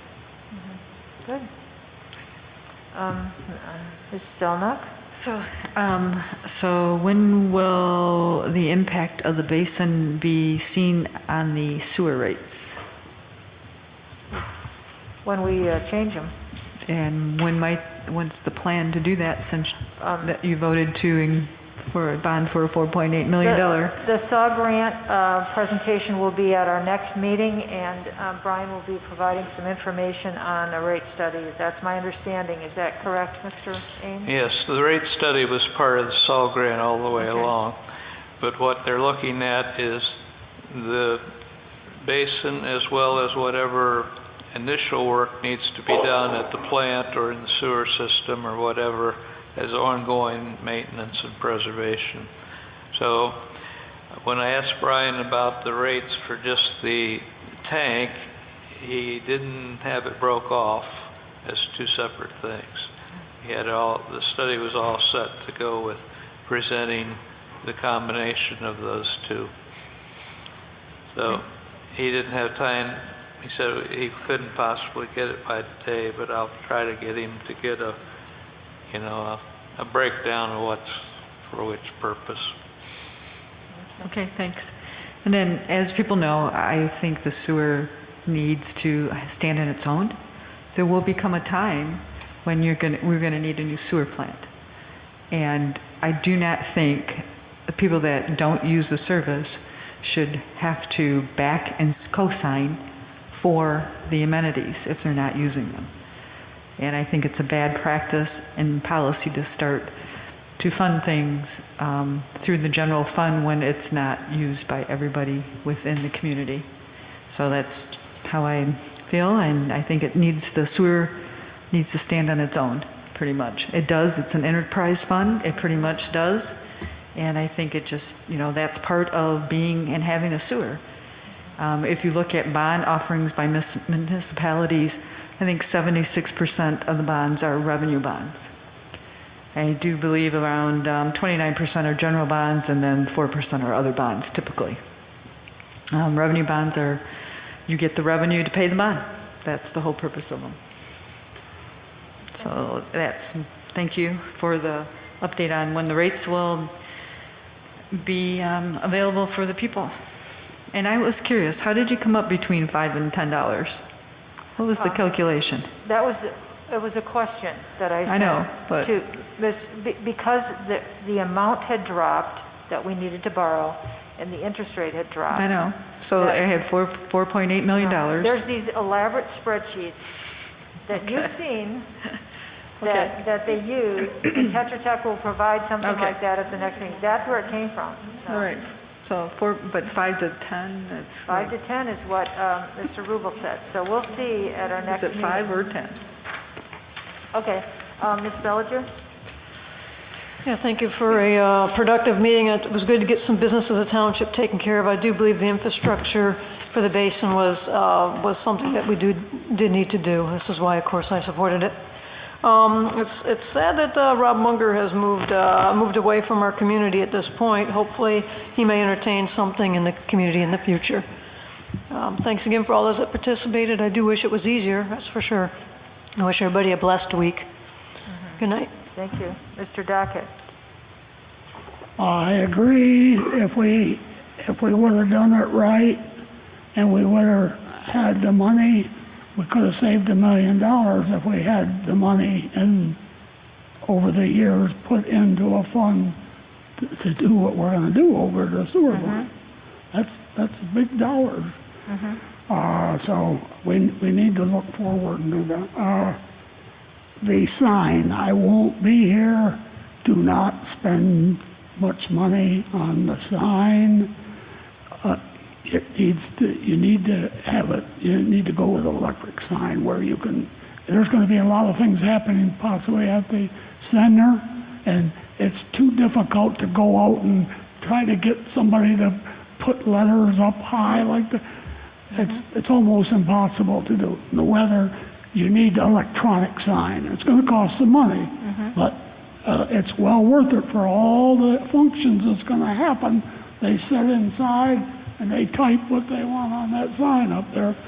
I don't know if you need certain kind of permit or whatever, but I'm sure I'm sure you can manage that.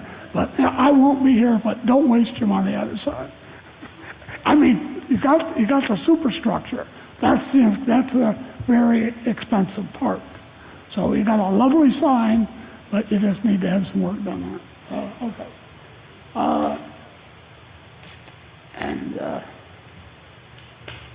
Go blue. And get out and vote. Thank you. Okay. Yeah, and I think we should be proactive in planning for that, the expansion of the sewer tank. That's what, I mean, the entire wastewater treatment plant, because they haven't set aside money over all these years, and that's why we're having the struggle. If they had planned ahead for capital improvements, there would have been some money set aside, and it wouldn't be such a dip in the well right now, so that would be helpful. Are you? Anyway, pardon? You're not telling me that, are you? No, you know. I mean, there's ways to finance, but, you know, it'd be nice if we could anticipate and save up. The next board agenda is going to have budget amendments, the SAW grant approval, the DTE contract for the community center parking lot lighting, potentially a Horseshoe Lake wetland preserve, contract for the community center flooring that everybody wanted to see, employee raises, possibly employee handbook, and who knows what miscellaneous other little things will come on. But we will have a lot of stuff on our next agenda, and hopefully it will be by Zoom, so we won't be sitting here. But anyway, appreciate all of your attention tonight, and go home, stay safe, wash your hands right away. All right. Motion to adjourn? Motion to adjourn. Support. Motion by Charpley, support by Bellinger. All in favor, say aye. Aye. Anyone opposed? No, we passed. What happened to this? Me and me?